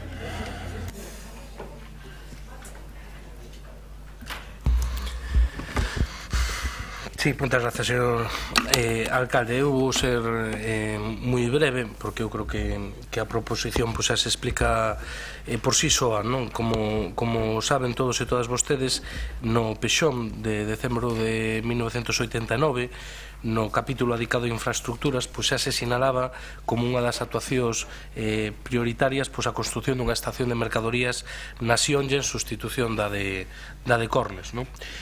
O Concello no seu día puxo a disposición do Ministerio de Fomento terreos en engadir os que Renfe xa dispuña na antigua estación da Sionlla, e no ano 2006 estableceuse pues, un plan de sectorización onde a Consellería pues, especificaba que estarían destinados 73.000 metros cuadrados para a estación ferroviaria de mercadorías, non? No ano 2016, Xunta e Ministerio de Fomento pues, discreparon, incluso públicamente, en torno á ubicación da mesma, non? Por parte do Ministerio, pues, optaba claramente pola ubicación da Susana, alegando que ali había un espacio que era insuficiente na Sionlla, e por parte da Xunta de Galiza, entendo que con bo criterio se seguía a insistir na necesidade de que a ubicación fora a Sionlla, e a Xunta pues, incluso mostraba a súa disposición a ceder gratuitamente os terreos o Ministerio, non? Ben, desde o noso punto de vista, esta é unha infraestructura básica que non pode caer da axenda política. Creemos que sería un disparate que se buscara unha ubicación que non fora o da Sionlla, e nos creemos que agora mesmo pues, que o debate está centrado noutro tipo de infraestructuras, como pode ser a estación intermodal. Creemos que, sendo ese tipo de infraestructuras as máis urxentes, outro tipo de actuacións pues, non poden quedar no fondo dun caixón, non? Nese sentido, tense avanzado nos últimos anos en diferentes iniciativas para mellorar a competitividade da nosa zona industrial do norte, non? E nese sentido, pues, como saben todos e todas vostedes, pues, teñen modificado pues, os prezos e incluso os reximes de acceso pues, ás parcelas do polígono da Sionlla. Creemos que agora mesmo temos unha zona industrial no norte pues, moi competitiva, xeográficamente moi ben localizada. Cando se faga a intervención da variante de Aradas e o que sería orbital, pois con moi bons accesos, desde unha perspectiva pois incluso de ubicación e de captación de novos capitais. O efecto pois, de ser a capital política administrativa do país non é menor, pero de ter unha boa conectividade ca autostrada AP9, que é a auténtica columna vertebral do país, e unha boa conectividade tamén co aeroporto, pois non sería menor.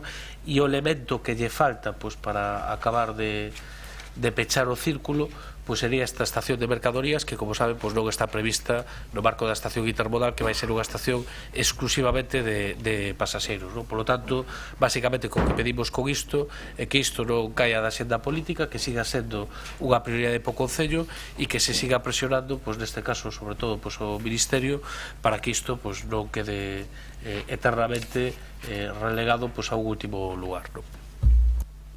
Muchas gracias, Ruencela. Señor Paco Reyes. Gracias, señor alcalde. Novamente, boa tarde, compañeras e compañeros de corporación. Vou comezar polo final e dicir que nós imos votar a favor desta proposición do Bloque Nacionalista Galego, fundamentalmente porque estamos claramente de acordo e tamén por coherencia, non? O certo é que esta mesma proposta nos a levábamos na páxina 31 do noso programa electoral para as eleccións municipais de 2015 e cada ano estamos a presentar e a pedirlle ao Grupo Parlamentario do Congreso dos Deputados que presente como unha das enmendas aos orzamentos do Estado precisamente a inclusión da construción da estación de mercaderías da Xonlla. O que sí que me gustaría facer é unha reflexión, vou tentar de ser breve, para respostar dúas preguntas, non? A primeira delas é para que queremos estación de mercaderías da Xonlla e a segunda é como a queremos. Para que a queremos? Bueno, pois eu teño que mirar cara atrás e dicir que os gobernos de progreso deste Concello, presididos por alcaldes socialistas, boa parte deles participando o Bloque Nacionalista Galego, acabaron, entre outras cousas, para esta cidade converter a Santiago de Compostela no centro, no nó de comunicacións de toda Galicia, por carreteira, por ferrocarril e obviamente tamén por avión. O sentido para nós, o sentido que ten unha estación de mercaderías, neste caso da Xonlla, nos compartimos obviamente o emplazamento que xa se aprobou no plan xeral, é lóxicamente a posible creación dun parque logístico. Un parque logístico que ten que aproveitar precisamente todo o potencial que presenta ese nó de comunicacións, entre outras, por exemplo, pois a carga do noso aeroporto, porque sempre falamos de que o aeroporto de Santiago representa o 55% dos viaxeiros dos 3 aeroportos de Galicia, pero resulta que representa o 79% da carga que se move por avión dos 3 aeroportos de Galicia. O último ano, 2016, pois rematou con 2.300.000 kilos de transporte de mercancías aéreo e as expectativas no plan director do aeroporto para o 2020, pois máis de 4 millóns. Por lo tanto, as expectativas existen. Nos entendemos precisamente que esa proposta do sector logística pois ten un sentido. Nos últimos estudos din que a rentabilidade financiera é a segunda máis alta de todos os sectores aquí en Galicia, un 6,22%, incrementándose máis dun 2% con respecto ao ano anterior e ademais cun crecemento na xeración de emprego de casi 2,5 puntos. Por lo tanto, para nós ese é o sentido. O que teño que decir é que sorpréndenos unha cuestión é por que o Partido Popular, eu digo a verdade que sen ánimo de crispación, pero por que o Partido Popular nunca apostou por esta cuestión da logística na nosa cidade? Eu digo polo seguinte, o digo porque teño aquí o informe a Estrategia Logística de España de novembro de 2013, do Ministerio de Fomento, no que fai referencia ás terminais logísticas de interese prioritario para Galicia, que se elabora o Ministerio conxuntamente cas prioridades da comunidade autónoma, pois resulta que para Galicia esas prioridades desas terminais logísticas son Vigo, A Coruña, como non, Pontevedra e Monforte de Lemos. Pero Santiago de Compostela nin aparece. Nin aparece. É curioso que mentre se investiron no Porto Seco de Monforte de Lemos 20 millóns de euros no que levamos dende que se creou, pois non incorporar o interese de terminal logística intermodal a Santiago de Compostela, pois entre outras cousas supón unha perda de fondos, por exemplo, da convocatoria de mecanismo Conectar Europa 2016, que eran pois 500 millóns de euros, unha subvención do 44%. Por lo tanto, nos entendemos que ese ten que ser claramente o camiño. O que nos preguntamos tamén é se estas dúbidas entre a ubicación, por unha banda Madrid que opta pola Susana, por outra banda Comunidade Autónoma que vería a optar por Xonlla, se non ven a ser unha repetición do que aconteceu ca estación intermodal de Viaxeiros, de que imos falar de diferentes posibilidades, como por exemplo levar o AVE cara ao aeroporto de Santiago de Compostela, e precisamente así se vai pasando o tempo. Nos entendemos que isto é unha necesidade, nos entendemos que isto é imprescindible precisamente para diversificar o tecido económico da nosa cidade.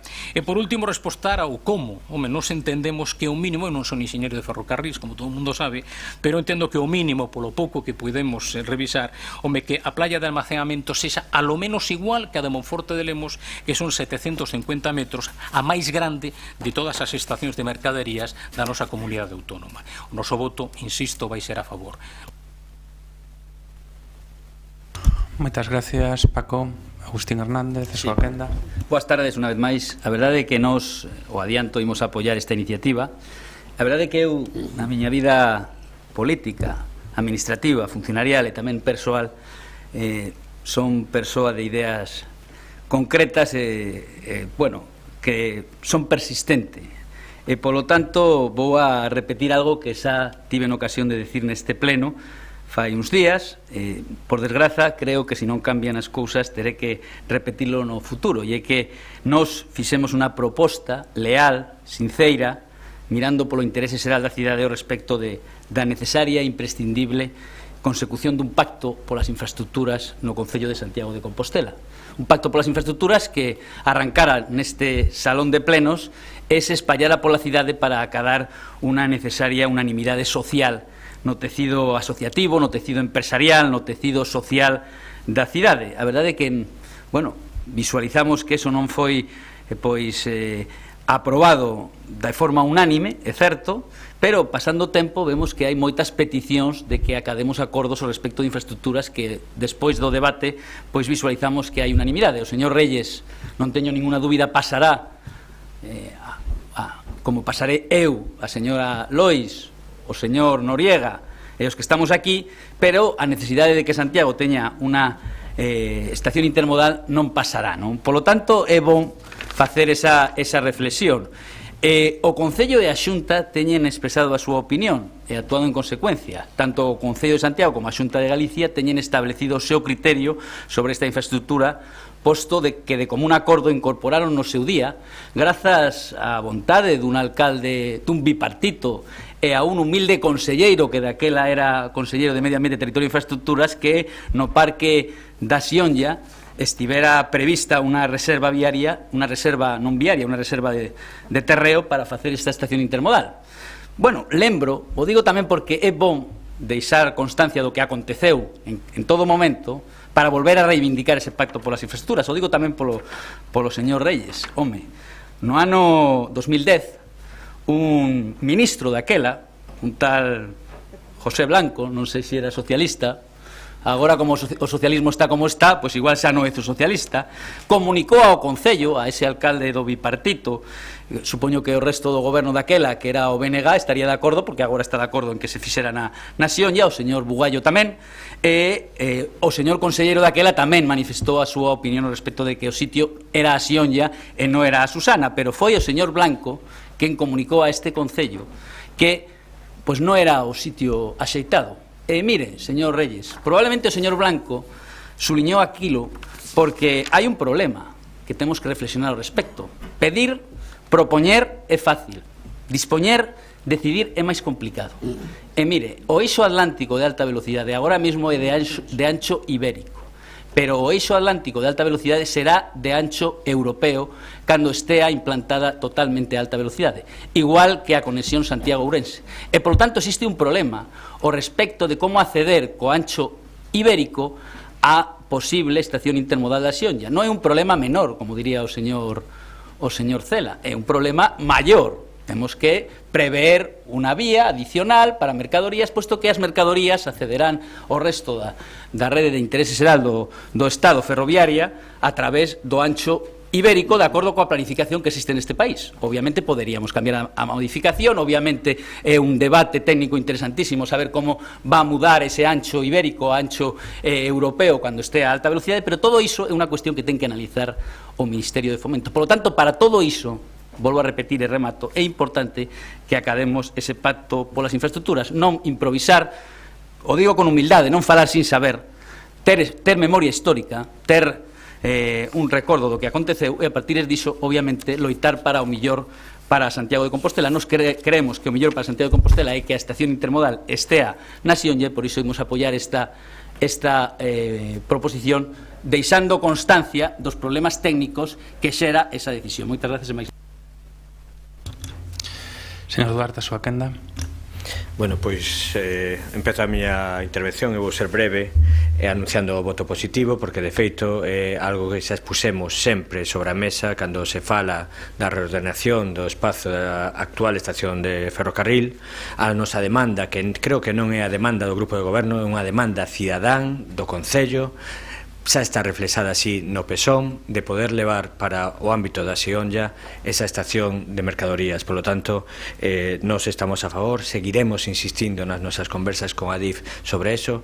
Eu só quería matizar unha cousa, señor Agustín Hernández, na vida hai prioridades e o que temos que facerlle ver ao Ministerio de Fomento e a Adif é que para esta cidade é unha prioridade. Ten esa reserva de só, ademais desa reserva de solo, temos outra parcela colindante de máis de 100.000 metros cuadrados no polígono da Sionlla que podería servir para que calquera empresa que opte por impulsar o proceso con ese asentamento aí, ahora mismo non pode facelo porque non se dá o paso desde a administración estatal para impulsar o que entendemos que é unha demanda consensuada por toda a ciudadanía e que seguiremos apoiando. Creo que a unanimidade deste pleno é unha ferramenta moi positiva para poder seguir facendo presión sobre a DIF e o Ministerio de Fomento.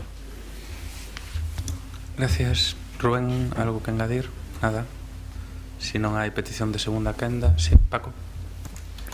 Brevemente, somente a primeira pregunta e con respecto a ese ministro do que falaban, non sei se exactamente o mesmo que no 2011 orzamentou para a nosa cidade 250 millóns de euros soamente nun ano e que, se non lembro mal, en 4 anos de legislatura orzamentou para a nosa cidade 450 millóns de euros. Falamos do túnel do Hórreo, falamos da nova terminal do aeroporto, de ampliación da vía, non sei se é exactamente o mesmo.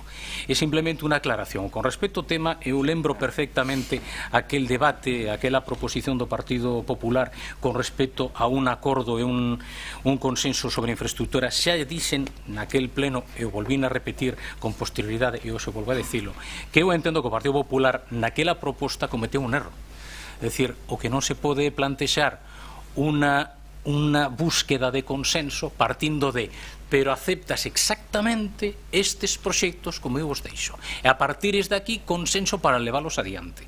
Ese foi o motivo polo que dende logo nos non nos sumamos non ao consenso, sino na proposta que fixo o Partido Popular naquel pleno que, se non lembro mal, foi o primeiro ordinario deste mandato en setembro de 2015. Mais nada, moitas gracias. Moitas gracias. Bueno, simplemente para que conste en acta, non teño ningún inconvinte deixar constancia, vai quedar recollido na acta, que José Blanco foi un bo ministro para Galicia, algo peor que Ana Pastor, pero bo ministro. Pois que conste en acta e pasaríamos a votación, que entendo que por unanimidade de todos os grupos o voto favorable. Unanimidade? Sí. Unanimidade.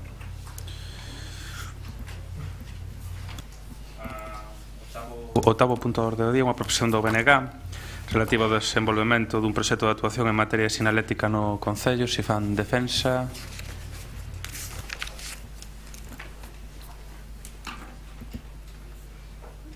Sí, moitas grazas, señor alcalde. Brevemente, no ano 2003 Incolsa desenvolveu unha acción integral de sinalización turística no marco do Plan de Excelencia Turística. Nesta sinalización integral uniuse tanto a sinalización hoteleira, direccional urbana e a sinalización tamén peonil da zona histórica. Con posterioridade foronse incorporando paneis para novos hotéis abertos na cidade e tamén se foron actualizando na medida do posible a categoría e a localización dos mesmos nasqueles casos que ian variando. Máis tarde o Consorcio de Santiago, Turismo tamén de Santiago, desenvolvía no ano 2010, un proxecto de actuación en materia de sinaléctica. Aquí había bastante unanimidade no sector, tamén dos grupos políticos, de que unha das eivas importantes que había na cidade era todo o que era referido á sinaléctica. Daquela facíase co obxectivo de manter pois a mesma coherencia e a homoxeneidade que nas veces anteriores, intentando respetar pois os componentes de sinalización xa existente, non? Estaba previsto tamén realizar un novo estudo de diagnose e de implementación de diversos puntos de interese que compre sinalizar debidamente de todas as entradas á cidade, pois até destinos culturais ou turísticos como son o aeroporto, a estación de buses, a estación do tren, o Auditorio de Galiza, a Praza de Abastos, o Centro Galego de Arte Contemporánea, as oficinas de turismo, o Museo do Pobo Galego, o Museo da Catedral, a propia Catedral, a zona histórica, o Palacio de Congresos, a Cía da Cultura, os campings, etc. Nos entendemos que Compostela precisa, ademais, pois mellorar a sinalización de acceso á cidade e instalar nas vías de comunicación de entrada e saída, así como nalgúnas das vías que indican bifurcacións, cruces ou desvíos por obras, para que sirvan de guía as persoas usuarias, tanto peóns como conductoras de vehículos, sexan ou non habitantes da cidade e, polo tanto, coñecedoras ou non do lugar de destino. Compre detectar cales son tamén os sinais defectuosos, cales son os que foron eliminados e tendo en conta as obras feitas nas rúas nos últimos anos, os novos hotéis e os cambios na súa nomenclatura, proceder tamén a realizar pois unha nova proposta de sinalización máis efectiva, propoñendo nos casos nos que sexa preciso pois o cambio de emprazamento dos sinais ou a eliminación, a iluminación ou incluso a sustitución. Sin esquecernos, iso sí, pois da zona rural, onde tamén é preciso que se realice pois un estudo exhaustivo para indicar en que dirección se atopan parroquias, aldeas, lugares e tamén sitios de interese cultural. Por todo iso, pois facemos esta proposta que o que pretende é que na medida do posible e na maior brevidade tamén posible pois se pode acometer unha actuación que eu creo que é importante e que ven aprazada xa desde hai demasiado tempo, ¿no? Gracias, Rubén. Gonzalo. Boa tarde, alcalde, compañeiras, compañeiros. En primeiro lugar, pois dar a benvida pois esta proposta do BNG, non? Algo que coincide pois plenamente pois o Grupo Municipal Socialista. Nós o levábamos no programa tanto do 2015 como do 2011, non? Xa nos pasados nos orzamentos do 2016, pois este grupo xa había feito unha emenda, sobre todo para que destiñara máis cartos pois a sinalética. Neste caso do rural, non, eran máis de 120.000 euros que lamentablemente pois non foi aceptada ou non aceptada na súa totalidade, non? Para estes orzamentos está previsto pois para ser dúas partidas, unha de 70.000 euros, 72.000 euros me parece para os paneis de comunicación, outra de 20.000 para esa sinalítica de rural. Con este programa en sí que nos presenta o BNG, o mellor pois pode quedar un poquinho pois escasa pois estas partidas orzamentarias, non? E igual de rigurosos pois que a veces estamos sendo nas comisións de casco histórico, algún de nós pois participamos, que estamos a ver que si colocamos unha placa de xeito vertical, de xeito horizontal, xa colocamos unha altura pois a outra, pois o mesmo temos que ser de igual de rigurosos pois na sinalética, non?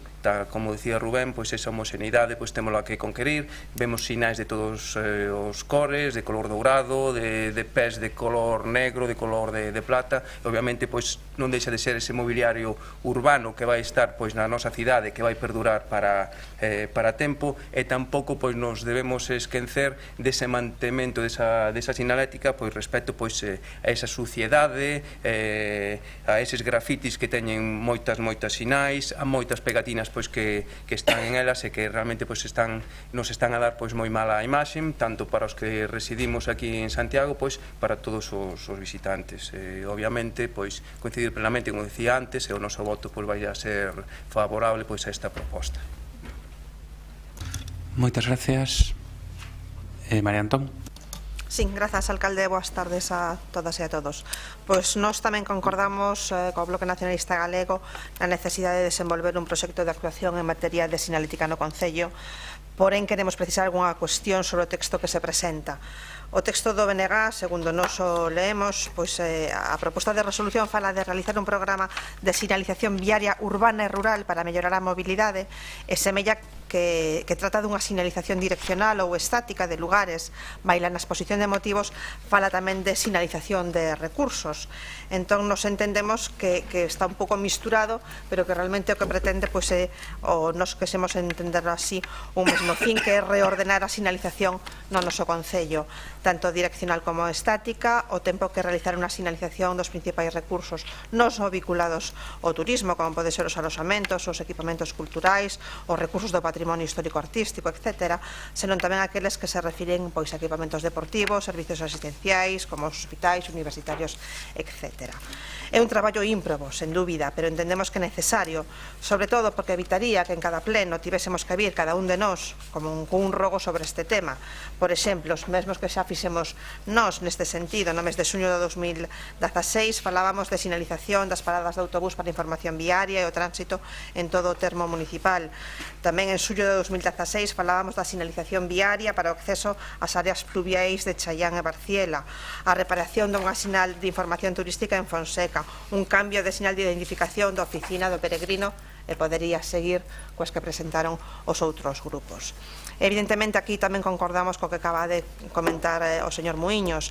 Manter o día sinalética pois tamén é unha tarefa que debería estar contemplada nos servicios de mantemento do Concello, pois está recollido dunha maneira moi residual.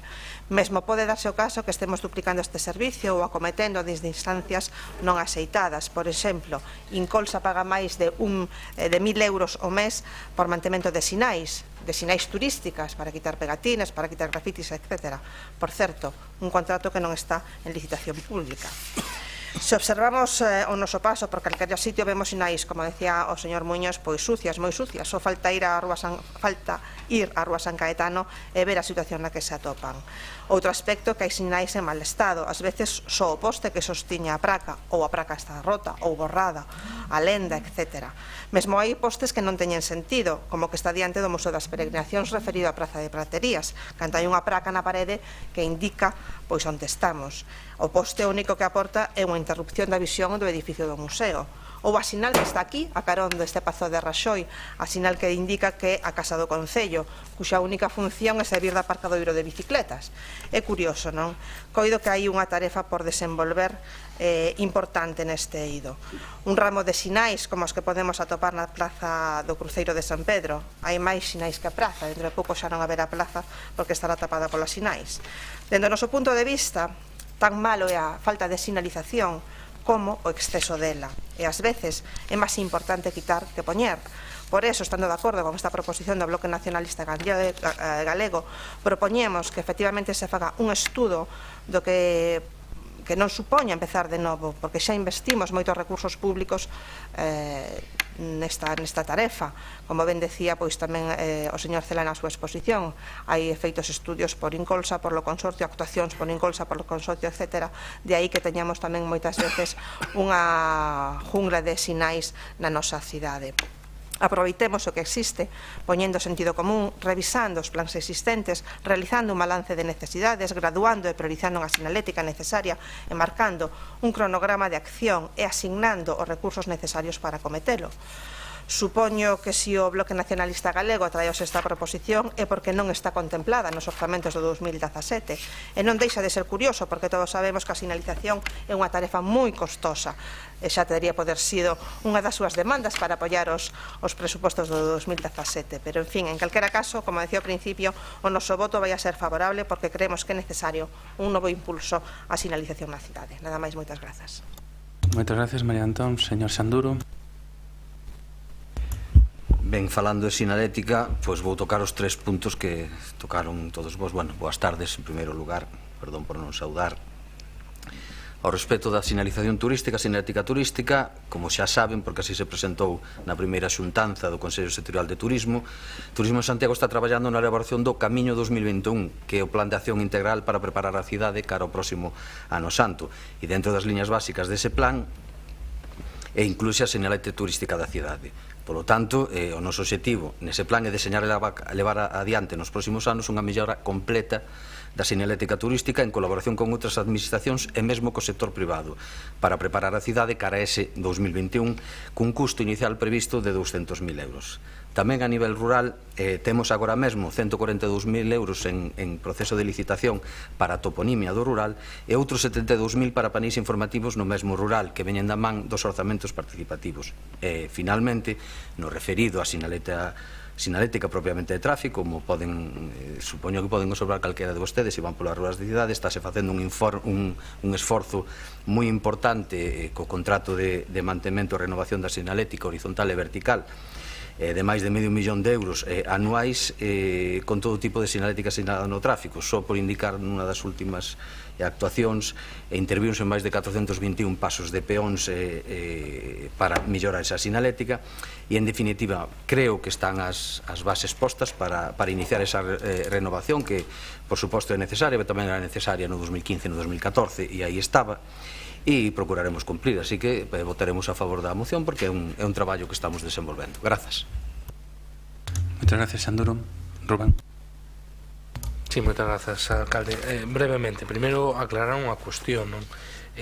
Certamente o tema da nomenclatura, non? Dos lugares das parroquias do rural, eu creo que é unha boa actuación, pero o tema dos paneis informativos non ten nada que ver ca sinalética, ou entendo eu que non ten nada que ver coa sinalética. Eses 70.000 euros ao final son pa paneis que se colocarán anuncios parroquiais e, por outra parte, información pública do Concello neses paneis. Non ten nada que ver co que estamos abordando aquí, que é a sinalética. A sinalética, por certo, desde unha perspectiva turística, é evidente que nunha cidade do perfil de Santiago é importante, pero non exclusiva nin fundamentalmente turística, non?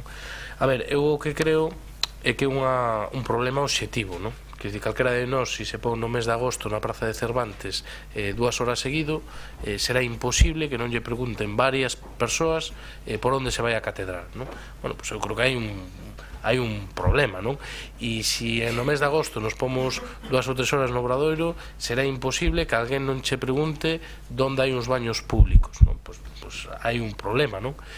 Calquera persoa que veña a Santiago, que non se sea de Santiago, que queira ir á Cidade da Cultura no seu coche ou a pé, pois non está precisamente ben sinalizado. Tampouco creo que parte do noso patrimonio, pois, por exemplo, como poden ser os petroglifos de Villestro, pois que o tiveran que sinalizar a boli e en paneis artesanais, pois os propios veciños colgado de outros sinais, non? Ou outro tipo de elementos patrimoniais, como pode ser o Castelo da Rocha ou outro tipo de cuestións, para que non sabe chegar, pois é harto difícil, non? Por lo tanto, eu creo que aí hai un déficit importante e despois hai un déficit tamén incluso no que é a sinalética da propia planta hoteleira, non? É que non temos que ir moi lonxe. Se baixamos aquí, pois aquí ben cerquiña, non? No Pombal, pois veremos como dunhas tuberías colgan o cartaz dun hotel importante de Santiago, o cartaz dun albergue tamén importante de Santiago, máis outro tipo de sinaléticas, todas artesanais e feitas cada un do seu pai e da súa nai por cada unha desas iniciativas privadas. Por lo tanto, hai que ordenar, hai que homoxenizar. Coincido co que comentaba María Antón a respecto de que tan malo o defecto como o exceso, pero creo sinceramente que o problema fundamental que hai hoxe en Santiago a respecto de outras cidades que están moi ben sinalizadas, pois é máis por defecto desde logo que por defecto, non? E con respecto ao tema orzamentario, nós non plantexamos isto como unha proposta nos orzamentos porque xa se fixo. Quer dizer, nos o que non pedimos é que se faga ningún novo plan, é que sería o colmo. Eu teño un, se non o ten alguén, paso yo, pero que costou diñeiro público e son 200 ou 300 páxinas, é que vai sinal por sinal que hai que colocar. Entón, ese traballo está feito. O que hai que facer a partir de agora, eu non propoño que isto se teña que abordar en 6 meses nin en un ano. Eu o que creo que hai que priorizar e que hai sinalética que ten máis urxencia que outra. Priorizar pois aquelas que urxen máis, ir acometendo no pouco a pouco e non ten por que ser tampouco un investimento excesivamente grande. A partir de aí, bueno, pois coincido que eu creo que pois habrá que ter polo menos como un horizonte o ano 2021 para que Santiago teña o 100% modificada, renovada e optimizada todo o que ten que ver ca súa sinalética pública. Moitas gracias, nada que engadir. Gonzalo, algo que engadir, María Antonio? Sí, simplemente deixar tamén unha reflexión. Temos que ter en conta que a sinalización é algo dinámico, é algo que muda casi día a día, porque cada día hai novas instalacións, novos equipamentos, novos servizos que deben estar señalizados. Por eso eu tamén insisto en que non se trata só de ter un plan e colocar sinais, sino de ter dentro do que é o mantemento do Concello, dentro dos propios servicios de mantemento do Concello, algo que se dedique casi, non vou a decir exclusivamente, pero sí con un pouco de investimento anual ao tema da sinalética. Algo que engadir, Xan? Entendo que por unanimidade, señor secretario. Unanimidade dos presentes, de acordo. Non se preocupe que mandaría a policía para ir a buscar ahora que ten que comparecer.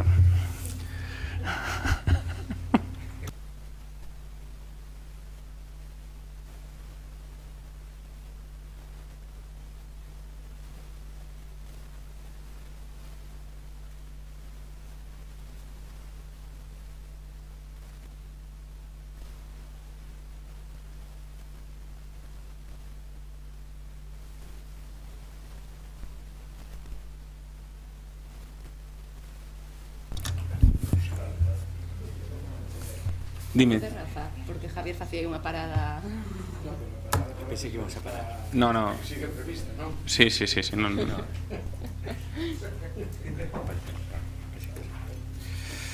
Bueno, imos a seguir ca encordo do día.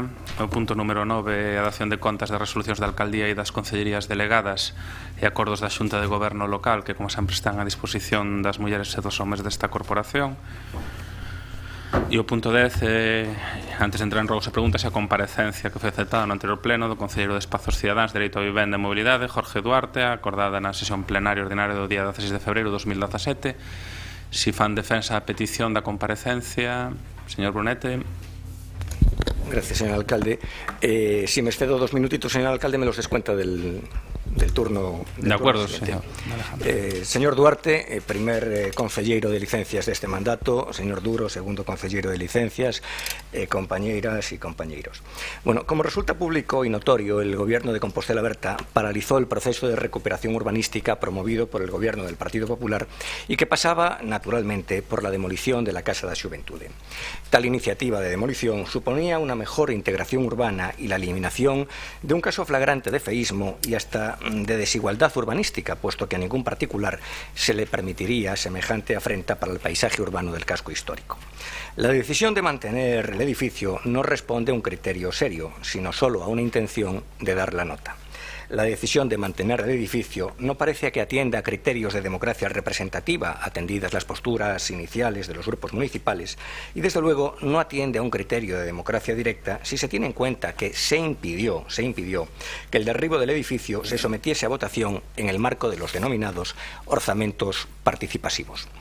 En definitiva, en un ejercicio de rebeldía adolescente, de rebeldía sin causa y sin gusto, Compostela Berta decidió mantener el espectral edificio. Y entonces el señor Noriega anunció que el inmueble se abriría para uso de colectivos, abro comillas, bajo un modelo tutelado de autogestión, cierro comillas. Vale. Aunque preferiríamos que se reconsiderase el proyecto de recuperación urbana, podríamos debatir, señor alcalde, sobre las condiciones en las que se podría ensayar esa idea mítica, engañosa, de filiación izquierdista y 68ista, que es la autogestión. Pero ese anuncio suyo, señor alcalde, modelo tutelado de autogestión, que parece apuntar al menos a un mínimo control o a una mínima responsabilidad por parte del ayuntamiento, no coincide con un proceso de, abro comillas, ocupación, sin más, facilitado por el señor Duarte a determinados particulares afines. Proceso de ocupación al que aludió el propio concejal y que es el que finalmente parece haberse producido. Hablemos claramente de una entrega presumiblemente ilegal disfrazada de progre ocupación autogestionaria. Ocupación, anunció el señor Duarte. Lo cierto es que un presupuesto material de la ocupación es la ausencia de dueño. Y este inmueble municipal parece no tener dueño, y es que el gobierno de Compostela Berta ha convertido la Casa da Xuventude en un bien mostrenco susceptible de ser ocupado por el más fuerte o por el más afín. El gobierno de Compostela Berta se ha desentendido de un bien público, ha renunciado a su obligación de administrar con diligencia y con lealtad el patrimonio público de los ciudadanos. Ha de recordarse que el patrimonio público de los ciudadanos no se le puede entregar a cualquier persona que lo pretenda, a cualquier amigo o compañero de partido, porque sí, sin condiciones de uso y de una manera opaca o clandestina.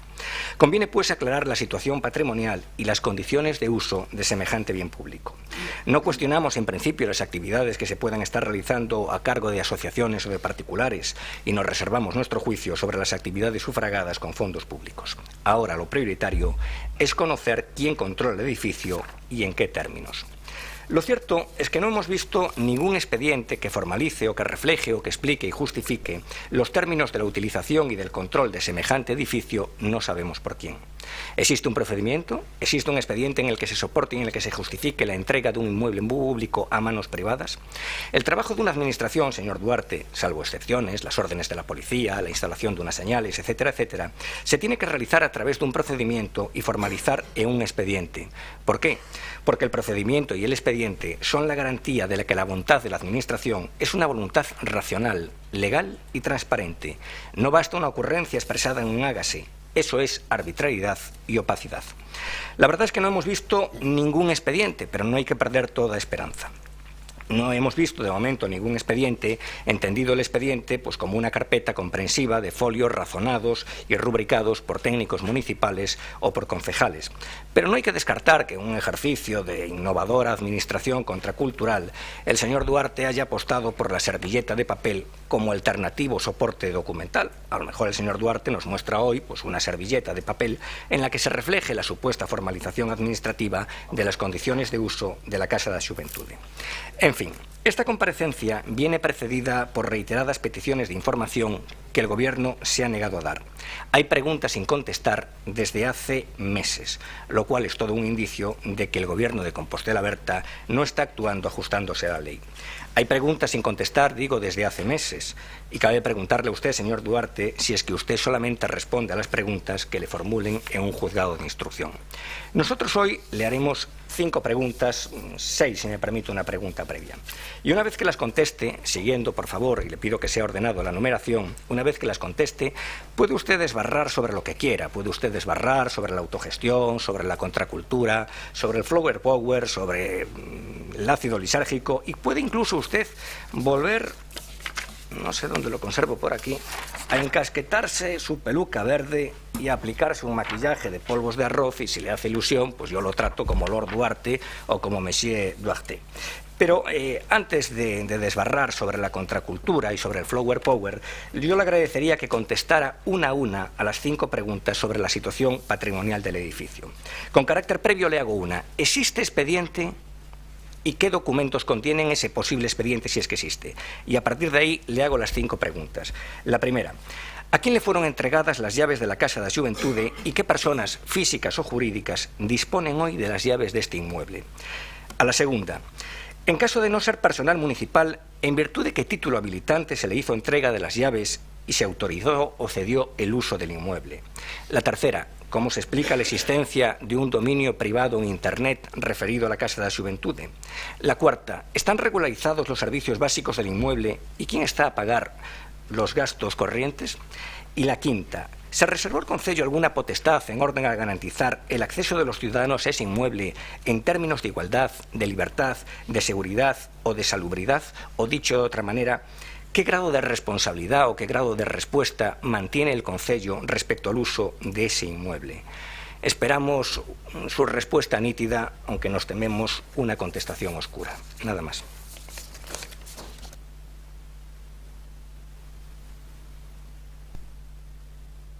Non chego aos 2 minutos, señor Brunete, minuto 50 segundos. Señor Duarte, a súa comparecencia, a primeira quenda. Bueno, pois parece que o señor Brunete ese minuto 50 segundos sobroulle para desbarrar. Eu creo que hai que falar o caso e facer as preguntas correctamente e esas preguntas serán contestadas. Como ves o que a veces ten dificultades de entendemento, vou ser moi clariño, pregunta a pregunta, contestando con claridade, e logo vou explicarlle algo que vostede posiblemente non entenda, porque vostede so da cultura participativa, entendo que non lles gusta cando o que querían era derrubar ese edificio, e tamén o que vostedes precisamente lles gusta é facer concesións a empresas privadas para que xestionen as cousas. Por lo tanto, vamos a explicar claramente, punto a punto, as preguntas, e logo poderemos falar do que é un modelo de xestión cultural e do que é un modelo de privatización da cultura por parte do Partido Popular. As preguntas a que usted fala é a quen lle foron estregadas as chaves da Casa da Xuventude e que persoas físicas ou xurídicas dispoñen hoxe das chaves do inmoble.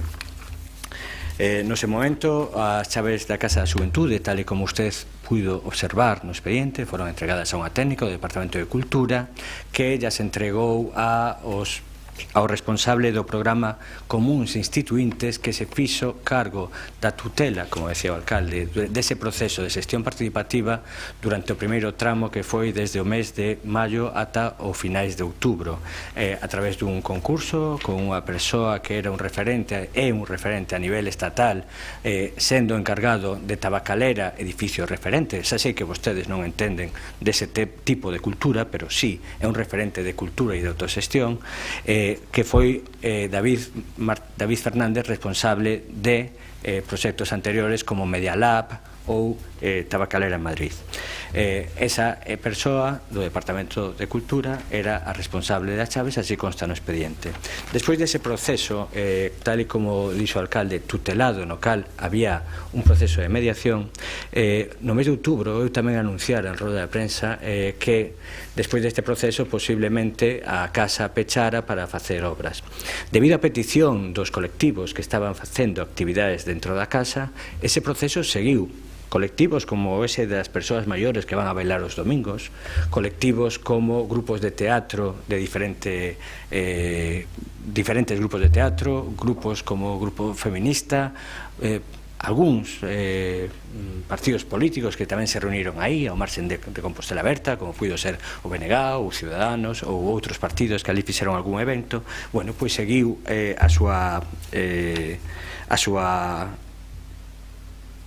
o seu proceso participativo con esa apertura hasta a actualidade. No mes de febreiro ese proceso madura e o grupo de autoxestión que ten 5 subcomisións que son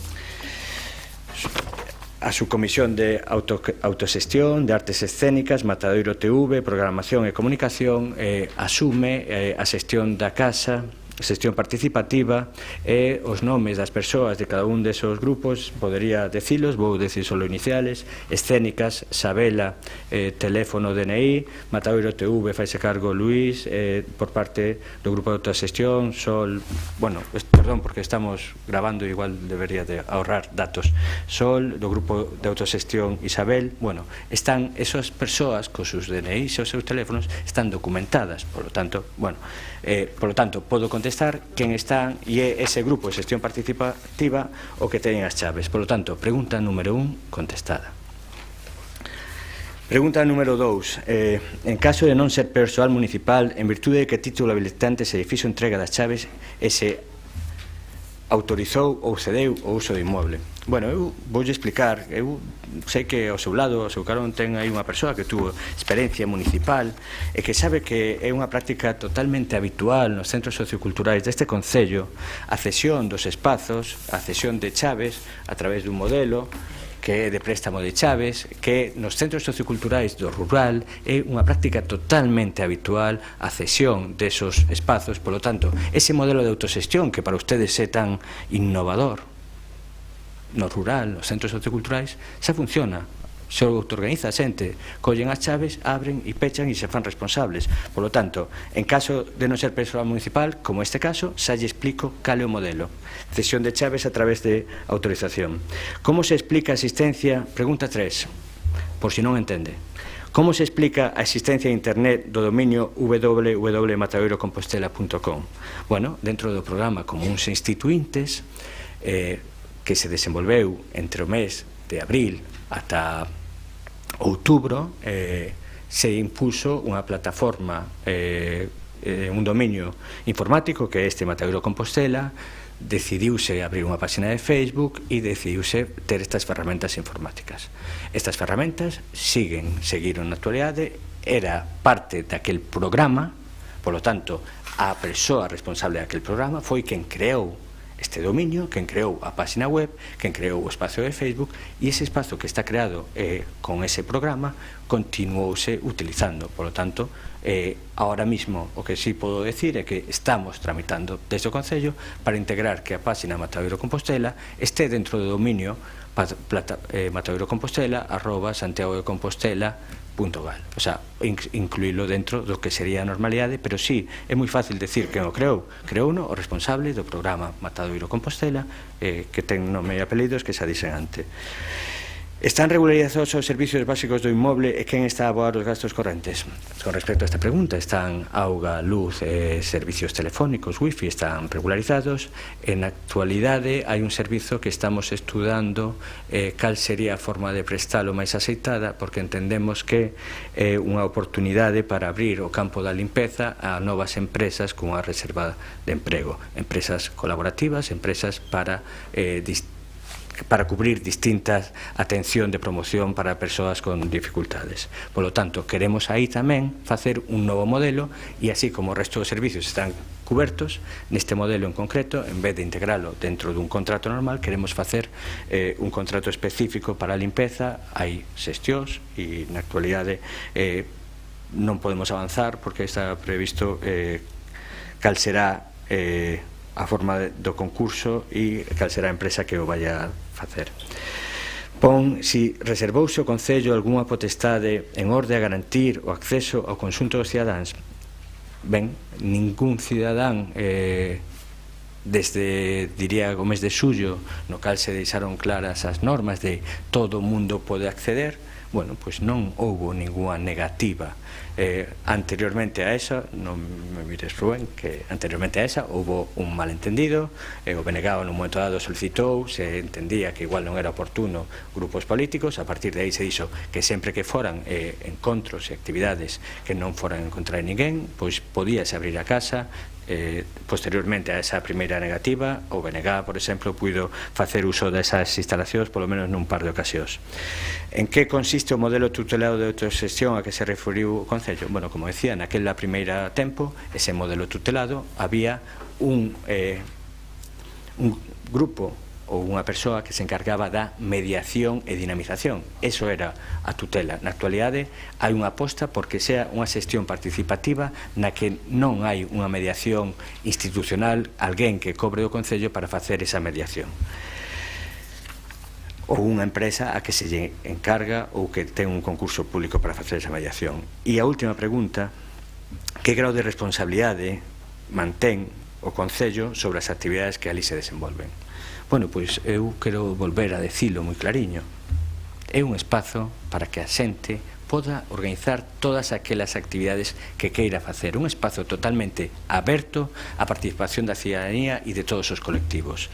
Tanto usted como María Antón, que está ao seu lado, puderon asistir na asamblea da semana pasada a ese encontro no que tanto os veciños de maior edade que utilizan a casa os domingos para ir ao baile, como colectivos de moi diversa índole, grupos de teatro, compañías, grupos feministas, grupos de distinta índole, requiren ese espazo e usan ese espazo con total normalidade e sin ningún problema. Por lo tanto, a min o que me gustaría deixar claro, despois de contestar as preguntas ordenadamente, e espero que entendera, sin moita máis aclaración, o que sí me gustaría sería que quede claro que este goberno quere que se sexa un espazo aberto a toda a cidadanía, que todo o mundo poda participar libremente e que non hai nada raro que ustedes podan decir, aparte de nós non controlamos a xente, non controlamos a actividade cultural, deixamos liberdade. Son modelos diferentes, sei que lles costa entendelo, pero a vida é así.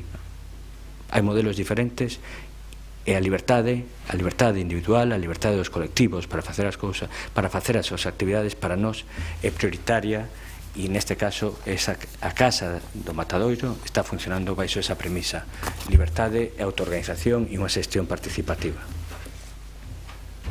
Gracias, Jorge.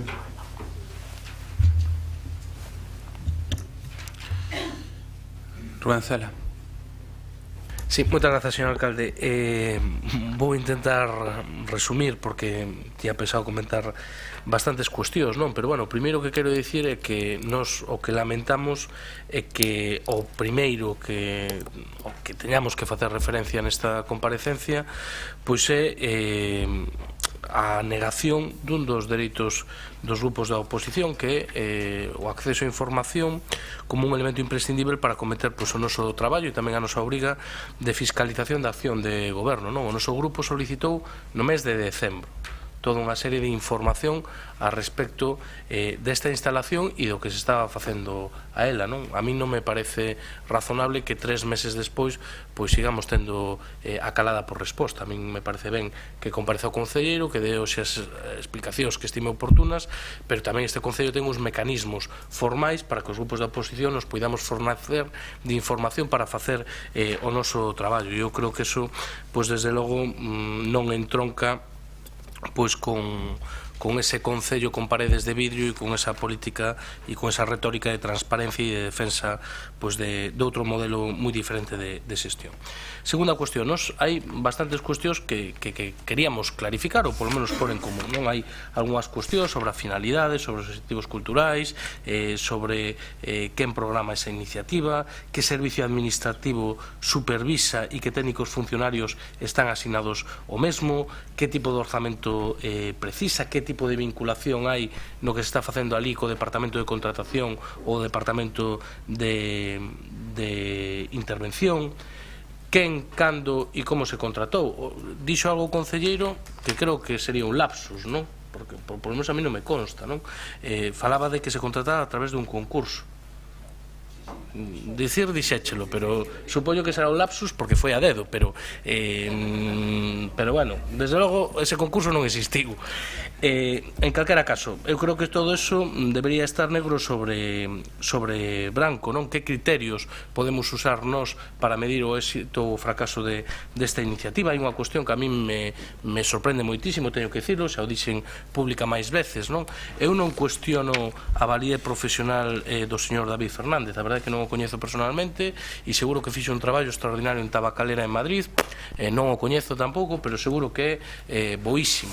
O que me extraña sobremaneira é que este grupo de goberno non fora capaz de atopar ninguén en Galiza, xa non digo en Santiago, con coñecementos de dinamización sociocultural á altura do que necesita unha cidade como esta para ter que recurrir, pois, como digo, a unha fichaxe a dedo dunha persoa destas características desde Madrid, non? E, en definitiva, porque se me acaba o tempo, eu creo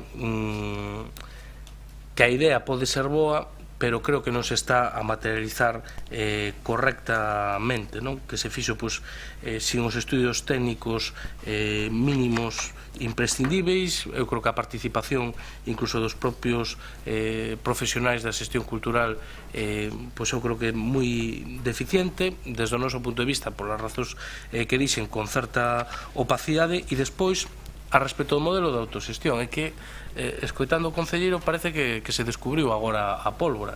Eu non sei se leu o regulamento da Rede de Centros Socioculturais de Santiago, está colgado na página web. Eu convido a ler o que pon ese regulamento, porque absolutamente todo o que se dixo aquí xa se pode facer na Rede de Centros Socioculturais, non? Absolutamente todo, non? Entón, en calquera caso, e hai outro tipo de experiencias, no Ramón Cabanillas, ben, a min pareceme estupendo que a xente se autoorganice, que faga cousas e que haxa dinamismo cultural. O que decimos nós é o seguinte: nos respetamos que o goberno de Compostela Aberta non quixera derrubar ese edificio.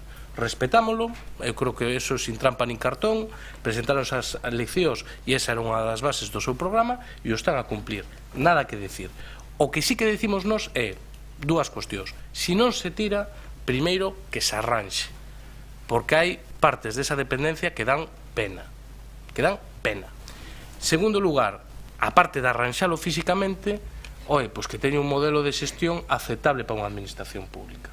eu creo que non é de recibo que unha persoa maior que vai ali ao baile a fin de semana diga que teñen que levar pois que os baños non están en condicións ou outro tipo de cuestións. Por lo tanto, eu creo que o ideal, desde o noso punto de vista, como suxestión, se a queren coller, é que se integrase na rede de centros socioculturais para garantir polo menos os mínimos con respecto a apertura, horarios, garantir uns servicios mínimos pois que estén a altura do resto da rede de centros socioculturais da cidade. Por certo, da rede de centros socioculturais que vai facer neste propio mes un ano exacto que leva sin contrato e non será polas veces que o repetimos aquí neste pleno.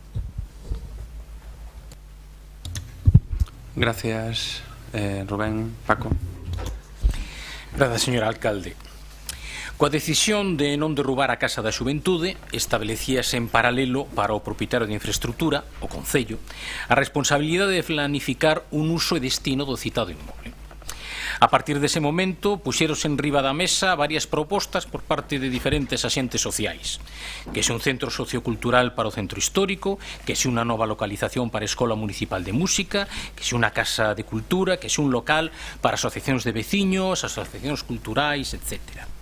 O Grupo Municipal Socialista tamén presentou unha proposta, neste caso para crear unha factoría cultural, o debatimos aquí neste pleno, amparada nas posibilidades de xeración de riqueza e emprego que supuxeron iniciativas similares en España e en outros países europeos, en base ao que se empeza a coñecer como economía da creatividade.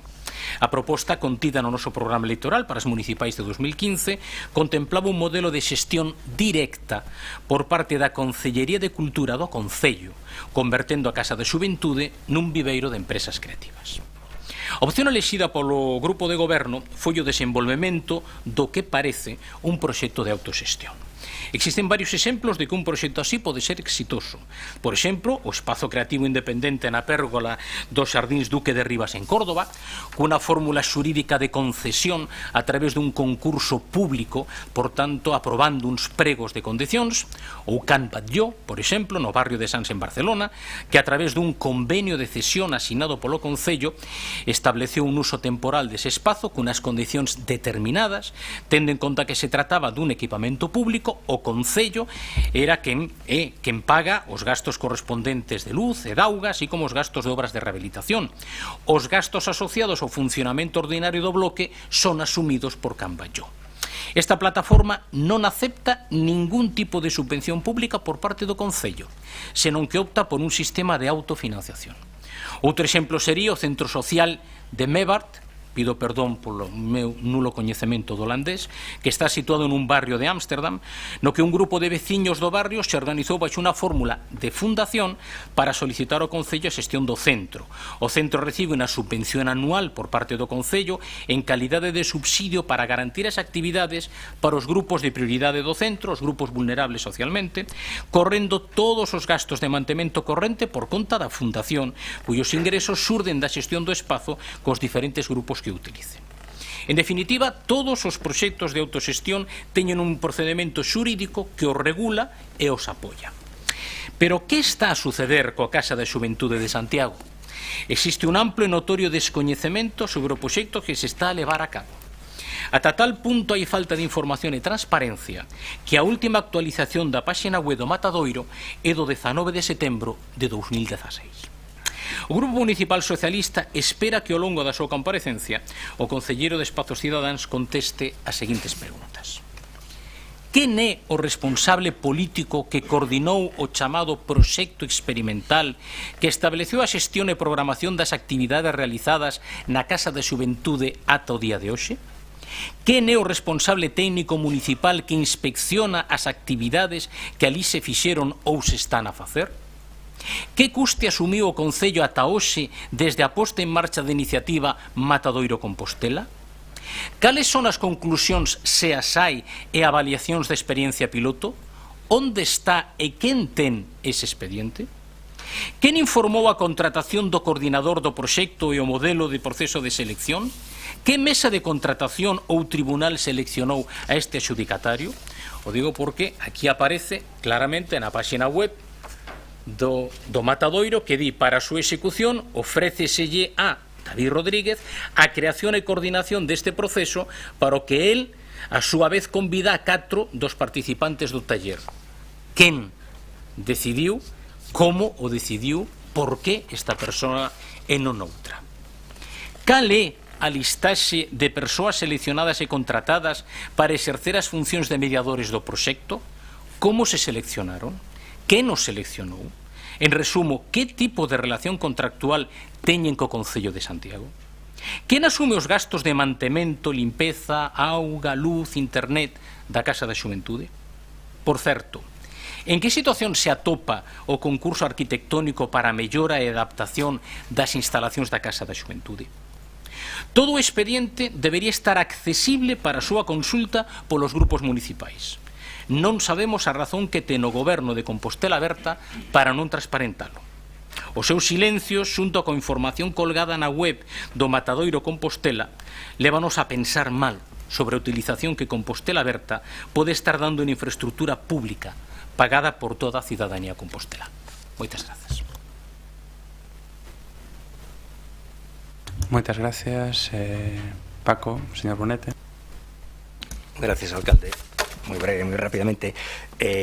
Para empezar, es curioso, ¿no?, que usted destaque bueno, pues al promotor cultural que inició esta nueva andadura de la Casa de la Juventud. La verdad es que es una persona con iniciativas ciertamente destacadas, como la Fiambrera Obrera, que, como todo el mundo sabe, consiste pues en acudir pues a los actos institucionales en los que se ofrece algún canapé, en llevar allí, ¿cómo se llama?, la fiambrera, y el tupper, y en llevarse los canapés. Pues efectivamente esto revela, es decir, la idea cultural de Compostela Aberta. También es el promotor de la idea de Yo Mango, que consiste en hacerse con productos sin pagar por ellos. Entrando en lo que tiene que ver, señor Duarte, con la autogestión. La autogestión, sin un mínimo de derecho necesario, no es otra cosa que la ley del más fuerte. En la autogestión, el más fuerte decide si se limpian o no se limpian los baños, decide si impone condiciones para limpiar los baños, decide si acepta o no acepta las reservas de espacio de los ciudadanos y decide o no decide si se abre o no se abre un centro sociocultural. He de decirle que los centros socioculturales de este ayuntamiento son bastante más libres que la Casa de la Juventud en estos momentos, porque no se condicionan a que las personas mayores tengan que limpiar los baños. Es ciertamente curioso que la izquierda renuncie, bueno, supongo que no toda la izquierda, que renuncie a normas de derecho necesario, a normas indisponibles, y fíe la utilización de un centro sociocultural a la negociación, por decirlo así, en el mercado, o a la negociación entre las partes, cuando las partes no siempre están en la misma posición. Compara usted situaciones que no se pueden comparar. Compara usted la Casa de la Xuventude pues con los pequeños centros del rural, ¿no? Evidentemente, si hay que documentar, hay que regular mejor la entrega de las llaves a los presidentes de las asociaciones de vecinos del rural, que se haga, pero no cabe la comparación. No cabe la comparación porque, para empezar, todos esos centros socioculturales del rural están integrados en la red de centros socioculturales, están supervisados y hay un régimen de garantías por si se produce algún aviso. Y, por cierto, todos tienen servicio de limpieza. Y, en segundo lugar, no cabe la comparación porque hay un elemento diferenciador entre ambas situaciones, y es la concurrencia. La posible concurrencia de usuarios en el caso de la Casa de la Xuventude no es lo mismo que la posible concurrencia de usuarios pues en el teleclub de una parroquia, y la concurrencia exige determinadas garantías que aquí no concurren. Concluyo ya. Usted no ha dado explicaciones que permitan, señor Duarte, atenuar la idea de que el gobierno de Compostela Aberta ha actuado de una manera opaca, arbitraria o por la vía de hecho. Por supuesto que han actuado por la vía de hecho. No hay más que un expediente con un folio. Y no nos queda claro quién tiene las llaves. Usted ha citado a 5 personas. ¿Solo hay 5 juegos de llaves? ¿Puede usted asegurarlo hoy aquí? O dicho de otra manera, si cualquier ciudadano pide un juego de llaves, ¿se le da? Y si no se le da, ¿por qué se le da a unos sí y no a otros? Esto tendrá que aclararlo. No han dado explicaciones que permitan atenuar la idea de que estamos ante una privatización salvaje de un centro sociocultural público. Critican ustedes la encomienda de gestión a empresas serias, de gestión de servicios a empresas serias, a quienes se les hace la encomienda con condiciones y de una manera controlada. Pero ustedes entregan bienes públicos a particulares y a clanes afines sin condiciones y sin control. No han dado explicaciones que permitan atenuar la idea de que el gobierno de Compostela Aberta le ha entregado el control fáctico del edificio a miembros del partido político de Compostela Aberta, No olvidemos que la convocatoria de la Asamblea Reconstituinte la firma un activista de Compostela Berta. Y no olvidemos que para ayer estaba anunciada la celebración de un acto de Compostela Berta en la Casa da Xuventude. Y sobre todo, ya concluyo lo que es más importante, no han dado explicaciones que permitan atenuar la sospecha de que los ciudadanos no podrán acceder a este edificio con garantías de no discriminación, con garantías de libertad, con garantías de regularidad en la prestación del servicio, con garantías de salubridad y con garantías de previsibilidad. No hay ninguna garantía. En definitiva, señor Duarte, que este edificio es hoy, tras su comparecencia, más espectral que nunca. Hoy, tras su comparecencia, es un símbolo fantasmal de la arbitrariedad y de la falta de seriedad del Gobierno de Compostela Berta. Gracias, señor Brunete. Señor Duarte. Bueno, imos intentar dar contestación ás preguntas que planteaban ahora tamén Rubén e Paco, e empezando polo principio. O proceso nace ca convocatoria por parte do Departamento de Cultura dun taller durante o mes de abril, no cal o imparten David Fernández Rodríguez, ahora mismo, David Rodríguez e Jordi Caramún, que son os responsables de ese espazo autoxestionado Tabacalera, que anteriormente foron de Media Lab e de outros procesos anteriores, que ten un prestixio porque, sí, neste Concello de espacios autoxestionados, pero a veces o que se buscaba era facer ese taller con xente que tuvera experiencia en distintas actividades e posiblemente, bueno, a lección foi a que se fai desde o Departamento de Cultura, a xente que ten un currículum e unha trayectoria profesional que avalan claramente ese taller. A partir da creación do taller sale a proposta de facer o programa, o proxecto Comuns e Instituíntes, proxecto claramente visible para todo o mundo, estuvo publicitado, se pudo presentar, había unha convocatoria para 5 proxectos residentes nese espazo, presentáronse 20, seleccionáronse 5 deles que fixeron a súa actividade durante esos meses. Houve un proxecto con resultados dese espazo mentras foi con dinamización e tutela do programa de xestión e mediación cultural, incluindo o programa de Comuns Instituíntes, que presentouse ese resultado no mes de outubro.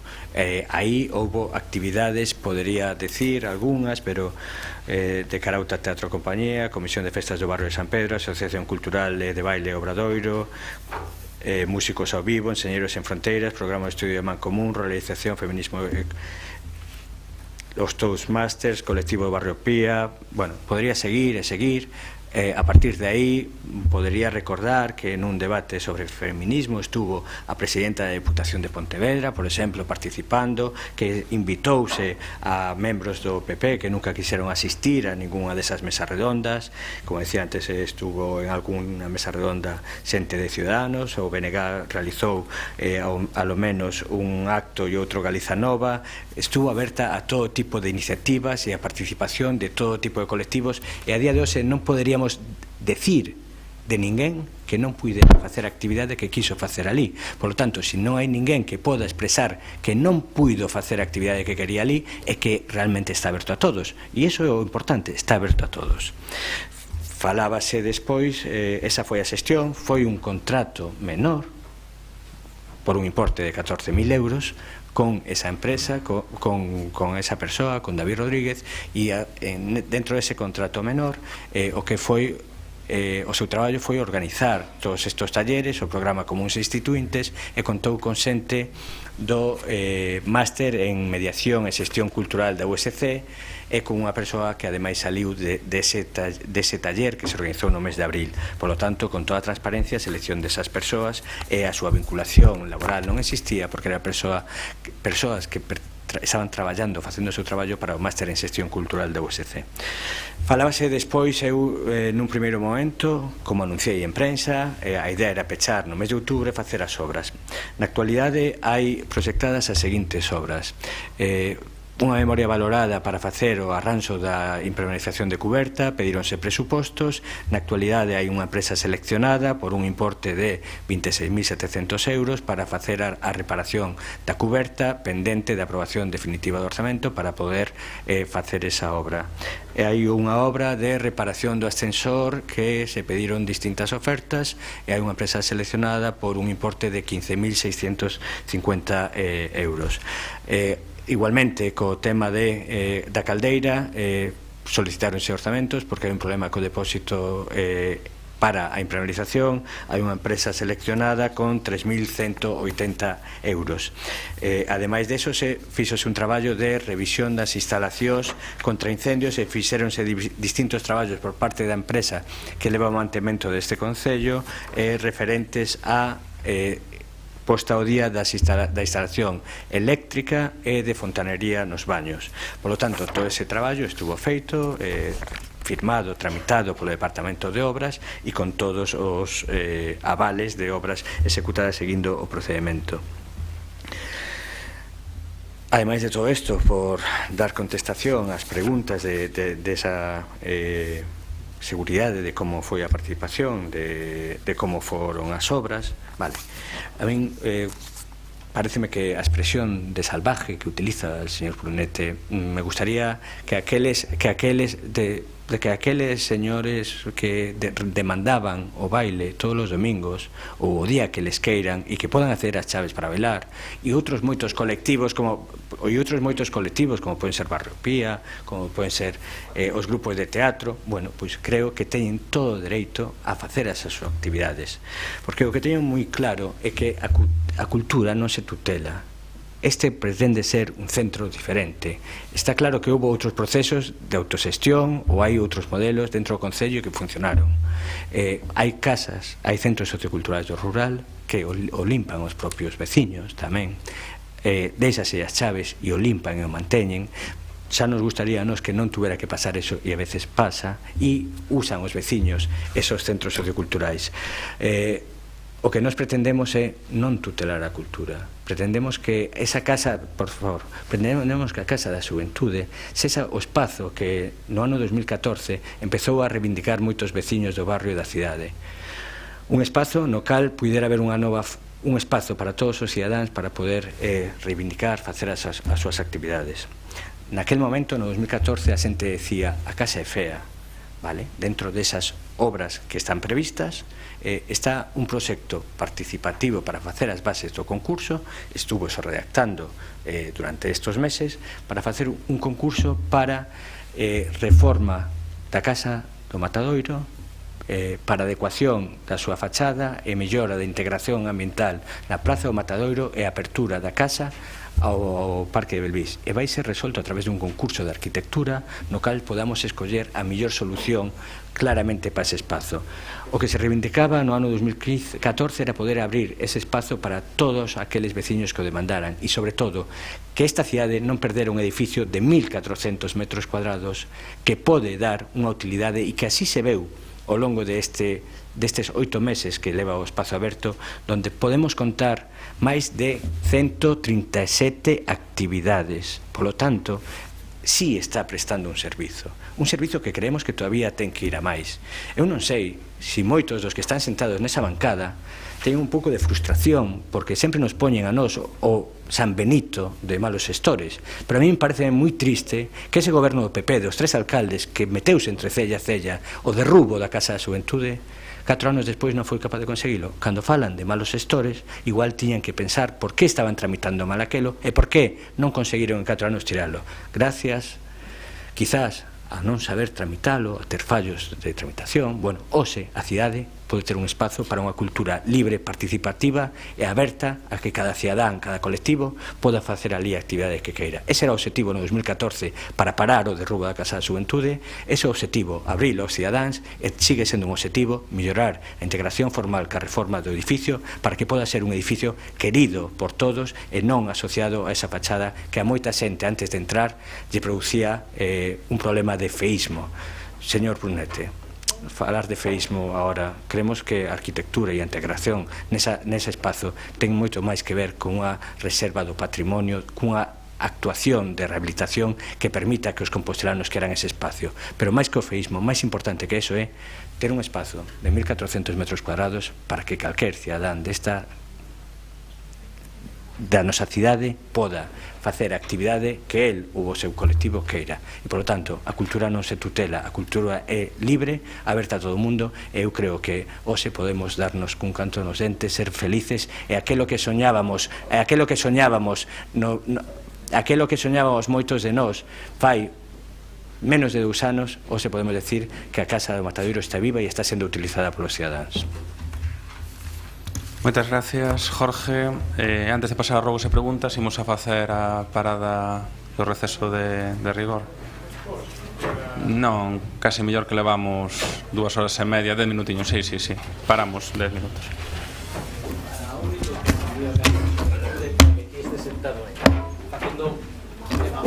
Bueno, polo menos valeu para algo.